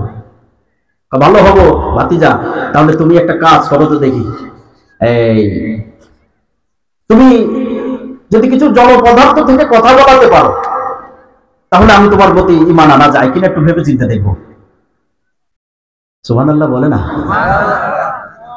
তা আবু জাহেল পাশের থেকে 1 মুঠ বালু নিয়েছে, অথবা 1 মুঠ মাটি নিয়েছে, ছোট ছোট পাথর নিয়েছে, বিভিন্ন বর্ণনার ভিতরে এসেছে, মুঠির মাটি নিয়ে বলছে ভাতিজা আচ্ছা বলো দেখি, জড় পদার্থ লাগবে না, আচ্ছা তুমি আমার হাতের মধ্যে কি আছে এটা বলো তো দেখি। বিশ্বনবী সাল্লাল্লাহু আলাইহি ওয়াসাল্লাম বলেন, আচ্ছা তোমার হাতের ভিতরে কি আছে আমি না বলে যদি তোমার হাতের ভিতরে থাকা জিনিসটা বলে দেয় তাহলে কেমন হয়? আল্লাহু আকবার কাবীরা। বিশ্বনবী সাল্লাল্লাহু আলাইহি ওয়াসাল্লাম ফাআশারা ইলা ইয়াদিহি ওয়া ইলা মুশতিহি, তার মুঠের দিকে, মুষ্টির দিকে ইশারা করলেন এবং বললেন বলো তো দেখি তুমি তার হাতের ভিতরে কি আছে, আবু জাহেলের হাতের ভিতরে কি আছে। সঙ্গে সঙ্গে হাতের ভিতরে থাকা পাথরগুলো বলতে শুরু করলো আশহাদু আল্লা ইলাহা ইল্লাল্লাহু ওয়া আশহাদু আন্না মুহাম্মাদান আবদুহু ওয়া রাসূলুহু। ও আল্লাহ, রব্বুল আলামিনের হাবিব বর্ণনা করলেন, রব্বুল আলামিন আপনি আল্লাহ, আপনি এর হাতের ভিতরে থাকা জিনিসটা দিয়ে আমার পরিচয় দিয়ে দিন, আমি কে, কথা বলাই দেন। রব্বুল আলামিন ইশারা করলেন যেহেতু কথা বলানোটা শুধুমাত্র আমার অধিকার, আমি আল্লাহ তাআলার হুকুম, আমি আল্লাহ তাআলা যাকে যেভাবে হুকুম দেই, অধিকার দেই, সে সেভাবে কথা বলে। আবু জহেলের হাতের ভিতরে থাকা পাথরগুলো বলতে শুরু করলো, আল্লাহ আর তোমার সামনে দাঁড়ানো নবী মুহাম্মদ তিনি সত্য নবী। আবু জহেল সঙ্গে সঙ্গে হাতের গুলো ছেড়ে দিয়েছে, বলছে ভাতিজা তোমাকে তো এতদিন জানতাম তুমি একজন গণক, আমি তো তোমাকে এতদিন জানতাম তুমি একজন কবি, এতদিন আমি জানতাম তুমি একজন পাগল, কিন্তু তুমি যে এত ভালো জাদুকর তাও তো আমি জানতাম না। আমার তো হাত ফেল হয় ভাব, হাতের ভিতরে পাথরগুলো কিভাবে কথা বলতে পারে।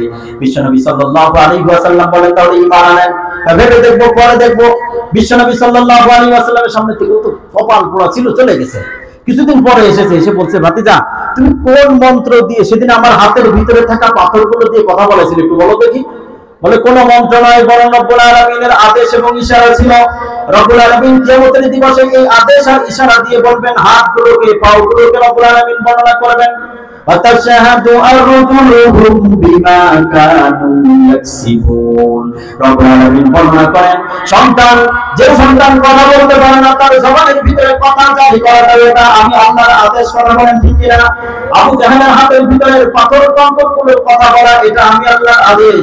সেই আদেশ দিয়ে দুনিয়ার মানুষ হাত দিয়ে কি করেছে, পাও দিয়ে কি করেছে, ব্রেন দিয়ে কি করেছে, অন্তর আর দিল দেমাগ দিয়ে কি করেছে, কি ভালো কাজ করেছে না বাদ কাজ করেছে, সবগুলো কিয়ামতের দিবসে বলবে।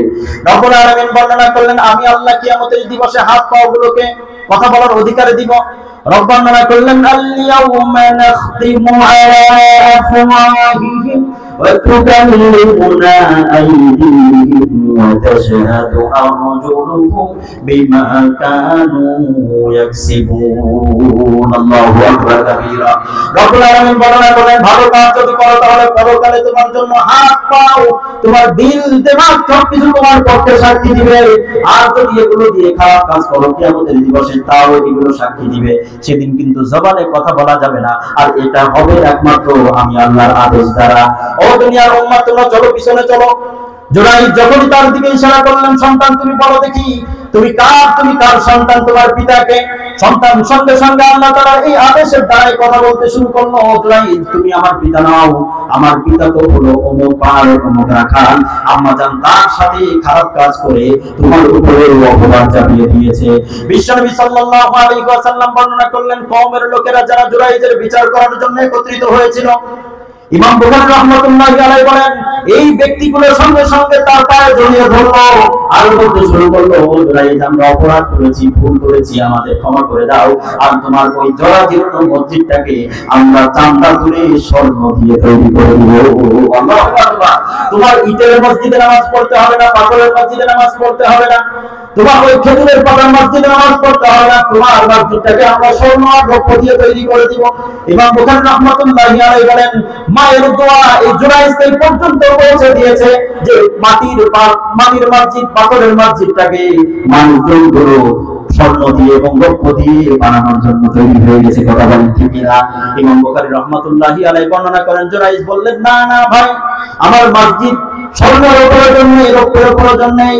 আমার মসজিদ যেটা আগে ছিল পাথরের ছিল, মাটির ছিল, খেজুরের পাতার ছিল, আমার মসজিদটাকে আগের মতো করে দাও, আমি যেন নীরবে নিভৃতে আমি আল্লাহ তাআলার ইবাদত করতে পারি।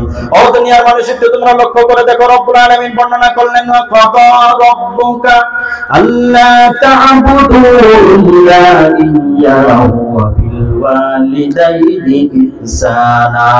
মাতা পিতার সাথে সৎ ব্যবহার করো। বৈধ কাজে যদি মাতা পিতা নারাজ হয়ে যায়, তাহলে যদি বিপদ আসে, তাহলে যদি অবৈধ কাজের কারণে, অবৈধ সম্পর্কের কারণে, অবৈধ কোনো কারণে, নাজায়েজ কোনো কারণে যদি মাতা পিতা অসন্তুষ্ট হয়ে যায়, তোমার মতো কপাল পোড়া সন্তান দুনিয়াতে আর একটা হতে পারে না। কথা বলেন ঠিক কিনা? এই যুবক, তোমাদের জন্য এখন আমি পৃষ্ঠাটা উল্টাই দিলাম। চলো এবার, এতক্ষণ তো ছিল মাতা পিতার উপরে, সন্তানের জন্য মাতা পিতার জন্য কি অধিকার আর হক। সন্তানের জন্য কর্তব্য হলো মাতা পিতার জন্য যত হক পালন করবে, জীবদ্দশায় খেদমত করবে।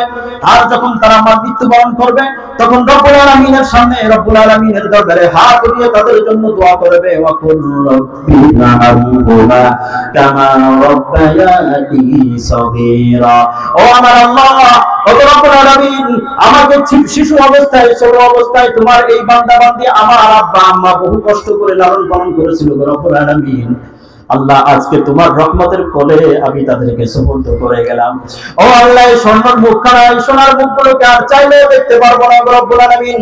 তোমার রহমতের কোলে কবরের ভিতরে সাহিত্য করে গেলাম রব্বুল আলামিন। তুমি তাদের উপরে দয়া করো, রহমত করো, জান্নাতের বিছানা তাদের জন্য বিছিয়ে দাও রব্বুল আলামিন। জান্নাতুল ফেরদাউসের মেহমান হিসেবে কবুল করে নাও। আমার হাবিবে কিবরিয়া বলেন, যখন সন্তান কবরের পাশে যে এই দোয়াগুলো করতে থাকে, যখনই মাতা পিতার কথা মনে হয় তখনই দোয়া করে, রাব্বির হামহুমা কামা রাব্বায়ানি সগীরা। রব্বুল আলামিন বলেন, আমি এই সন্তানের হাতের দিকে তাকিয়ে তার মাতা পিতাকে মাফ করে দিয়ে থাকি। এই হলো সন্তানের জন্য মাতা পিতার জন্য অধিকার, মাতা পিতার উপরে দায়িত্ব। কিন্তু মাতা পিতারও কিছু সন্তানের জন্য দায়িত্ব রয়েছে। সন্তানের কাছ থেকে ইহসান আর ভালো ব্যবহার, সৎ ব্যবহার, উন্নত আখলাক আর যথাযথ খেদমত পাওয়ার জন্য সন্তানের জন্য, মাতা পিতার জন্য বেশ অধিকার রয়েছে। সন্তানের প্রতি কিছু অধিকার রয়েছে। শুধু হুজুররা ওয়াজ করে চলে যায়, সন্তান শুধু সারা জীবন খেদমত করবে, কিন্তু মাতা পিতা কি করবে সন্তানের জন্য? এই যুবক, আমি পৃষ্ঠাটা উল্টে দিয়ে সামান্য সময় তোমার জন্য বলছি। হযরত ওমর ইবনে খাত্তাব রাদিয়াল্লাহু তাআলা আনহুর দরবারে রাসূলের সাহাবী, দ্বিতীয় খলিফা বিশ্বনবী সাল্লাল্লাহু আলাইহি ওয়াসাল্লাম দুনিয়া থেকে কাজা করার পর, দুনিয়ার হায়াত শেষ করার পর তিনি দ্বিতীয় খলিফা হয়েছিলেন। 10 বছর 4 মাস 10 দিন পর্যন্ত খিলাফত কাল পালন করেছিলেন ওমর ইবনে খাত্তাব রাদিয়াল্লাহু তাআলা আনহু। ফি দাওরি নিসফিহি, তার অর্ধেক খিলাফতের 5 অথবা 6 বছর পরে মদিনার অদূর থেকে একজন যুবক এসেছে বিশ্বনবী সাল্লাল্লাহু আলাইহি ওয়াসাল্লামের সাহাবী ওমর ইবনে খাত্তাবের কাছে। বিশ্বনবী সাল্লাল্লাহু আলাইহি ওয়াসাল্লামের সাহাবী ওমর ইবনে খাত্তাব ওই যুবককে ধরে আনতে পাঠিয়েছিলেন। কেন? তার আব্বা তার বিরুদ্ধে বিচার দিয়েছে খলিফাতুল মুসলিমিনের কাছে। আর এমন খলিফাতুল মুসলিমিনের কাছে বিচার দিয়েছে যার কাছে সোজা হলে তো ভালো কথা, এদিক সেদিক হলে তরবারি দিয়ে বিচার করে, অন্য কোন বিচার সে জানেই না। সোজা হলে ভালো কথা, কোরআন অনুযায়ী হয়েছে কিনা, সুন্নাত অনুযায়ী হয়েছে কিনা। কোরআন আর সুন্নাত অনুযায়ী যদি হয়ে থাকে তো ভালো কথা, না হয় ফয়সালা করবে আর কোরআন, কথা বলেন ঠিক কিনা? আমাদের সমাজের ভিতরে যদি কোরআন দ্বারা ফয়সালা করা হয় তাহলে চুরি বাটপারি থাকতে পারে না, কথা বলেন ঠিক কিনা? কোন প্রকার অবৈধ কাজ থাকতে পারে না, কথা বলেন ঠিক কিনা? চুরি ডাকাতি থাকতে পারে না, জিনাবে বিচার থাকতে পারে না। কোরআনকে যদি যুবক তুমি যদি সংসদের আইন বানাতে পারো, রাষ্ট্রীয় ক্ষমতায় দিতে পারো, তাহলে প্রত্যেকেই তার অধিকার পেয়ে যাবে, কথা বলো ঠিক কিনা? পক্ষান্তরে কোরআন যদি তার সামনে না রাখো, ফয়সালাকারী যদি না বানাও, তাহলে তোমার ঘাড়ের উপরে উঠে প্রত্যেকজন ব্যক্তি, প্রত্যেকজন শাসক চুষে খাবে, কথা বলো ঠিক কিনা? কোরআনকে শাসক বানাও, কোরআনকে ক্ষমতায় আনো, তাহলে দেখবে তোমার অধিকারগুলো অমর দরবারের মতো বিচার নিয়ে যেতে হবে না, কোরআনই তোমার অধিকারকে প্রতিষ্ঠা করে ছাড়বে, কথা বলো ঠিক কিনা? হযরত ওমর ইবনে খাত্তাব রাদিয়াল্লাহু তাআলার কাছে বিচার এসেছে, পিতা বিচার দিয়েছে সন্তানের বিরুদ্ধে। কি বিচার দিয়েছে? ওমর ইবনে খাত্তাব, আমার সন্তান আমার কোনো অধিকার পালন করে না, অধিকার আদায় করে না। আমি কিছু অর্থ করি চাইলে, টাকা পয়সা চাইলে আমাকে দেয় না। আমি ভালো ব্যবহার পাই, পাওয়ার আশা রাখি, কিন্তু ভালো ব্যবহার করে না। আব্বা বলে আমাকে ডাকে না, আর তার আম্মাকে আম্মা বলেও ডাকে না। তাই নাকি? ধরে নিয়ে আসো। হযরত ওমর ইবনে খাত্তাব রাদিয়াল্লাহু আনহুর দরবারে যুবককে আনা হয়েছে। হযরত ওমর ইবনে খাত্তাব রাদিয়াল্লাহু আনহু চোখগুলো বড় বড় হয়ে গেছে, তরবারি বের করে সামনে রেখেছে। যুবক যদি এখন স্বীকার করে যে হ্যাঁ বাস্তবে এমন ভাবেই মাতা পিতার হক সে আদায় করছে না, তাহলে সাইজ করে ছাড়বো। হযরত ওমর ইবনে খাত্তাব রাদিয়াল্লাহু আনহু জিজ্ঞেস করলেন, যুবক, তোমার আব্বাজান তোমার বিরুদ্ধে এই অভিযোগ নিয়ে এসেছে, তুমি তোমার আব্বাজানকে আব্বা বলে ডাকো না, আম্মাকে আম্মা বলে ডাকো না, এবং তুমি তাদের সাথে খারাপ ব্যবহার করো, তাদের দেখাশোনাও করো না, খাবার দাবারের ব্যবস্থাও করো না, তাদের সেবা শুশ্রূষাও করো না। যুবক বলে, জি ওমর ইবনে খাত্তাব, আমি এমনটাই করে থাকি, কিন্তু আমার ছোট্ট একটা অভিযোগ আছে। হযরত ওমর ইবনে খাত্তাব রাদিয়াল্লাহু আনহু বলেন, তোমার আবার কিসের অভিযোগ? ওগো খলিফাতুল মুসলিমিন, আমিরুল মুসলিমিন, শুধু কি সন্তানের জন্য মাতা পিতার খেদমত করাটাই জরুরি? মাতা পিতার জন্য কি সন্তানের জন্য কোনো কিছু জরুরি নয়? একটুও কি সন্তান মাতা পিতার কাছ থেকে কোনো কিছুই পায় না, কোনো অধিকার পায় না? হযরত ওমর ইবনে খাত্তাব রাদিয়াল্লাহু আনহু বললেন, হ্যাঁ হ্যাঁ, অবশ্যই তো, সন্তানও তো কিছু পাওয়ার দাবিদার, অবশ্যই পাবে, কেন পাবে না? তাহলে বলেন তো দেখি, আমিরুল মুমিনিন, সন্তান এই ছেলে যখন শুনেছে যে হ্যাঁ আমিও কিছু পাওয়ার দাবিদার, তাহলে সন্তানের এবার মুখ খুলে গেছে। তাহলে বলেন তো দেখি, আমি কি কি পাই আমার আব্বাজানের কাছ থেকে? আমার আব্বাজান আমার কাছ থেকে কি কি পাবে? আমি সাধ্য অনুযায়ী চেষ্টা করবো, আগে আমারটা বলেন তো দেখি। হযরত ওমর ইবনে খাত্তাব রাদিয়াল্লাহু আনহু বললেন, তোমার জন্য তোমার পিতামাতার কর্তব্য হলো, যখনই তুমি দুনিয়াতে এসেছো তোমার একটা সুন্দর একটি নাম রাখবে, আর তোমাকে 2 নম্বর কাজ হলো তোমাকে দুনিয়ায় আনার জন্য তোমার আব্বা জান একজন ভালো আম্মা পছন্দ করবে, একজন ভালো মা ঘরে নিয়ে আসবে। আর 3 নম্বর হলো যখন তুমি কথাবার্তা বলা শিখবে তখন আইয়ুআল্লিমাকা হারফাম মিনাল কিতাবি মিনাল কুরআনি, তোমাকে কোরআনের শিক্ষায় শিক্ষিত করবে। যখন ওমর ইবনে খাত্তাব রাদিয়াল্লাহু আনহু বললেন তোমার মাতা পিতার কর্তব্য হলো তোমাকে এই 3টা কাজ দেওয়া, তোমার জন্য এই 3টা অধিকার পালন করা। 1 নম্বর হলো তোমাকে যখন তুমি দুনিয়াতে আসবে সুন্দর একটি নাম চয়ন করবে, ভালো নাম দিবে। আর 2 নম্বর হলো তোমাকে দুনিয়ায় আনার মাধ্যম হচ্ছে তোমার পিতা একজন ভালো মা চয়ন করবে। আর 3 নম্বর হলো তোমাকে কিতাবুল্লাহ আল্লাহ তাআলার কোরআনের শিক্ষা দিবে। হযরত ওমর ইবনে খাত্তাব রাদিয়াল্লাহু আনহুর মুখের উপরে বলে বসলো, ও আমিরুল মুমিনিন খলিফাতুল মুসলিমিন ওমর রাদিয়াল্লাহু আনহু আমার আব্বা জান 3টার একটাও করে নাই। কি বলো এটা তোমার আব্বা জান একটাও করে নাই? জি আমিরুল মুমিনিন আমার আব্বা জান আমার নাম রেখেছে জালান অথবা জুআলান। আমার আব্বা জান আমার একটা এমন বিচ্ছিরি নাম দিয়েছে যার অর্থ হয় না, যার অর্থ স্বাভাবিকভাবে যদি বাংলাতে ডিকশনারি করেন বহু অর্থের ভিতরে একটা অর্থ রয়েছে যার অর্থ হলো দালাল চামার। আমার আব্বা জান কি অধিকারটা আমার পালন করেছে বলুন তো দেখি? লাউ কদু নাম রেখে দিয়েছে, নাক বল্টু নাম রেখে দিয়েছে, এগুলো কোনো নাম হলো নাকি?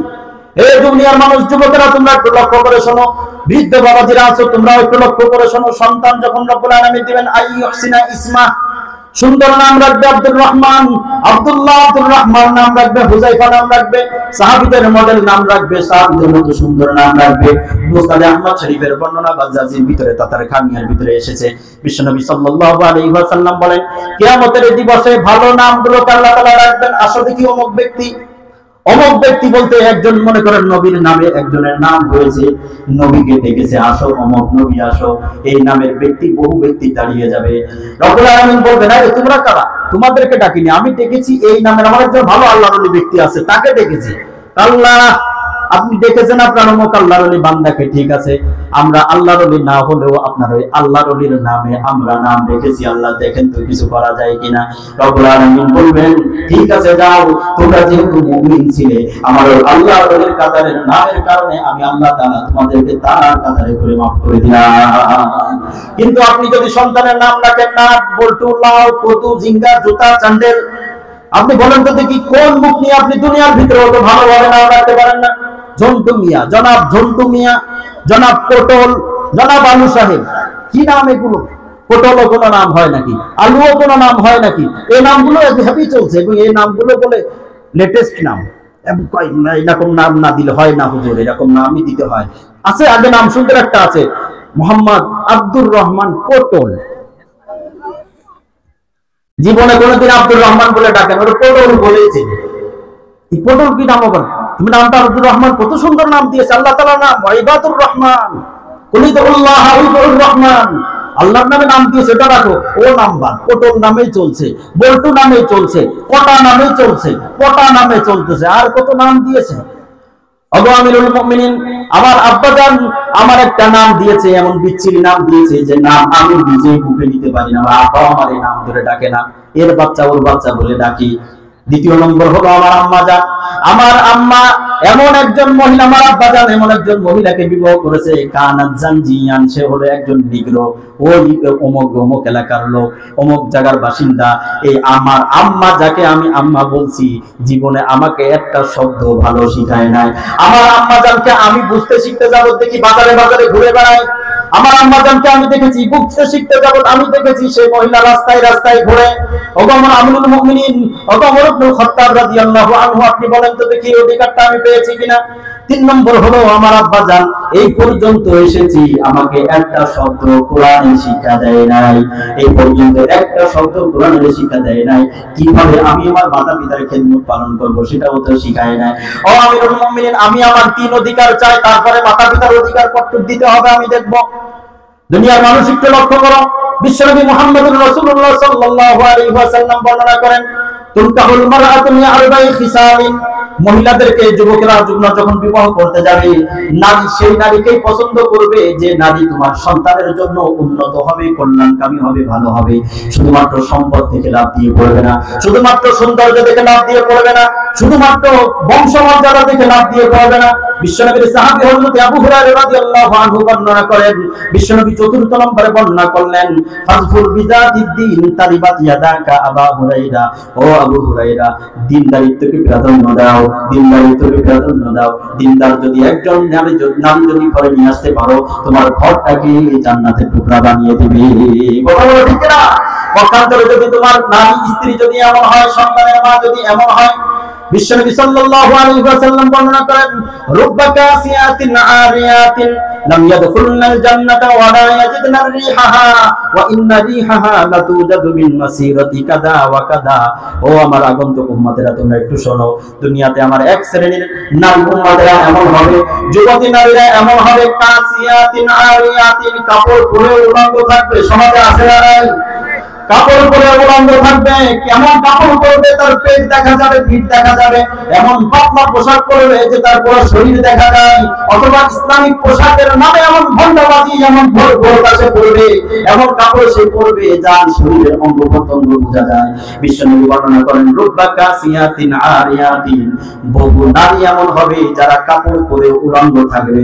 ও দুনিয়ার যুবকেরা, এমন নারীকে যদি তোমার সন্তানের মা হিসেবে নিয়ে আসো, আমি নবী তোমাদের জন্য বলে গেলাম, তোমাদের সংসারে কখনো কল্যাণ আসতে পারে না। কথা বলেন ঠিক না? আর এই নারী থেকে যে সন্তানগুলো হবে, কষ্টিন কালো তোমার অধিকার আদায় করবে না। কথা বলেন ঠিক না? বিশ্বনবী সাল্লাল্লাহু আলাইহি ওয়াসাল্লামের সাহাবী বললেন, হে পিতা, বলো তো দেখি সন্তান যে অভিযোগগুলো করেছে এখন তোমার বিরুদ্ধে, এগুলো সত্য নাকি? জি হুজুর, এমনটা হয়েছে, আমি জানতাম না, যার কারণে তার নাম রেখেছি জাআলান অথবা জোয়ালান। আর ও ইথিওপিয়া থেকে একজন নারীকে বিবাহ করে নিয়ে এসেছিলাম, ওরা বাস্তবিক রাস্তায় রাস্তায় ঘুরে বেড়াতো, আর এই পর্যন্ত আমি আমার সন্তানকে একটা অক্ষর কোরআনের শিক্ষা দেই নাই। বিশ্বনবী সাল্লাল্লাহু আলাইহি ওয়াসাল্লামের সাহাবী বড় বড় রাগান্বিত চোখ নিয়ে, রক্ত চক্ষু নিয়ে তার বাপের দিকে তাকালেন, পিতার দিকে তাকালেন। বিশ্বনবী সাহাবী বললেন, তুমি সন্তানের কাছে অধিকার চাইতে এসেছো, অথচ তুমি সন্তানের একটা অধিকার পালন করো না।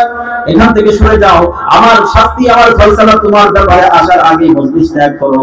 তুমি যে আগে তোমার সন্তানের অধিকার দাও, সন্তানের নাম পাল্টাই রাখো, ভালো একটা নাম রাখো। তুমি তোমার সন্তানকে কোরআন শিক্ষা দাও, তুমি তোমার সন্তানকে ভালো তালিম দাও। তোমার সন্তানের মাকে পাল্টানো যেহেতু সম্ভব না এখন, কিন্তু সন্তানের মাকে দিনের তালিম দিয়ে তাকে ভালো করো, তাহলে দেখবে সন্তান তোমার আগামীতে যে তার কাছে অধিকার চাইতে হবে না, বরং সন্তান তোমাকে কোরআন অনুযায়ী তোমার অধিকার দিয়ে দিবে। কথা বলো ঠিক কিনা? ও দুনিয়ার মানুষ, তোমাদের বিষয় এবং লক্ষণীয় বিষয় হলো এটাই যে তোমার সন্তানের জন্য ভালো মা নিয়ে আসো, তুমি তোমার সন্তানের সুন্দর একটা নাম রাখো, এবং তুমি তোমার সন্তানকে কোরআনের তালিম দাও, শিক্ষা দাও, তাহলে তোমার সন্তানের কাছে অধিকার চাইতে হবে না। অবশ্যই অবশ্যই এই কোরআনের তালিম প্রাপ্ত সন্তান তোমার অধিকার পালন করবে। কথা বলেন ঠিক কিনা? এই সন্তানগুলোকে তৈরি করার জন্য এই মাদ্রাসাগুলো কায়েম হয়েছে। আপনাদের অর্থ, আপনাদের অনুদান, আপনাদের সাহায্য, আপনাদের সমর্থন, আপনাদের মেধার সমর্থন, আপনাদের শারীরিক সমর্থন, অর্থের সমর্থন দিয়ে মাদ্রাসাগুলো গড়ে উঠছে।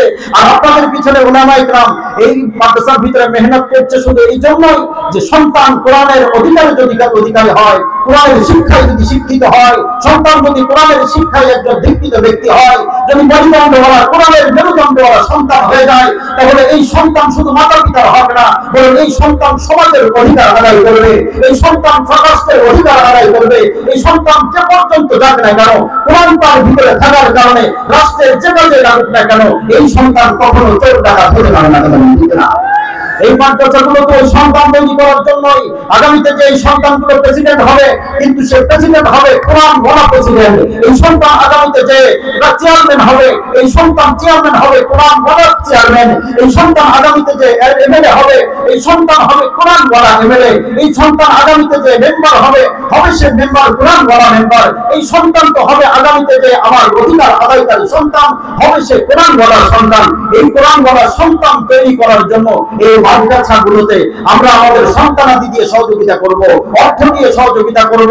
কোরআনের রাষ্ট্র গড়ার জন্য, এই সন্তানগুলোকে তৈরি করার জন্য মাদ্রাসাগুলোকে আমরা যেভাবে পারি আপ্রাণ দিয়ে, প্রাণ দিয়ে, আপ্রাণ চেষ্টা করে আগলে রেখে এই মাদ্রাসাগুলোকে এগিয়ে নিয়ে যাব, আগামীর পথকে সুগম করব, মাদ্রাসার চাহিদাগুলোকে আমরা পূরণ করব। রাজি আছি তো ইনশাআল্লাহ? এতে রাজি আছেন তো হাত উঁচু করে রব্বুল আলামিনকে দেখে দাও। লিল্লাহি তাকবীর, লিল্লাহি তাকবীর। আল্লাহ তুমি আমাদের হাতগুলোকে কবুল আর মঞ্জুর করে নাও, বলো আমিন। আল্লাহ এই মাদ্রাসার জন্য, এই মাহফিলের জন্য যারা যেভাবে সহযোগিতা করেছে, অর্থ দিয়ে, সময় দিয়ে, শ্রম দিয়ে, মেধা দিয়ে, বুদ্ধি দিয়ে, রব্বুল আলামিন প্রত্যেকের আমলগুলোকে, কাজগুলোকে কবুল আর মঞ্জুর করে নাও, বলো আমিন। ওয়া আখিরু দাওয়ানা আনিল হামদুলিল্লাহি রাব্বিল আলামিন ওয়া সালামুন আলাল মুরসালিন আলহামদুলিল্লাহি রাব্বিল আলামিন। আলহামদুলিল্লাহ। দীর্ঘ সময় ধরে আমাদের আজকে প্রধান মেহমান আলোচনা পেশ করলেন। আপনারা কর্তৃপক্ষকে ক্ষমা করে দেবেন, যেহেতু মাদ্রাসার কিছু আদায় এবং পাখি পড়ানোর জন্য সময় আমরা দেরি করে ফেলেছি। আপনাদের জন্য ক্ষমা সুন্দর দৃষ্টি থেকে দেখবেন।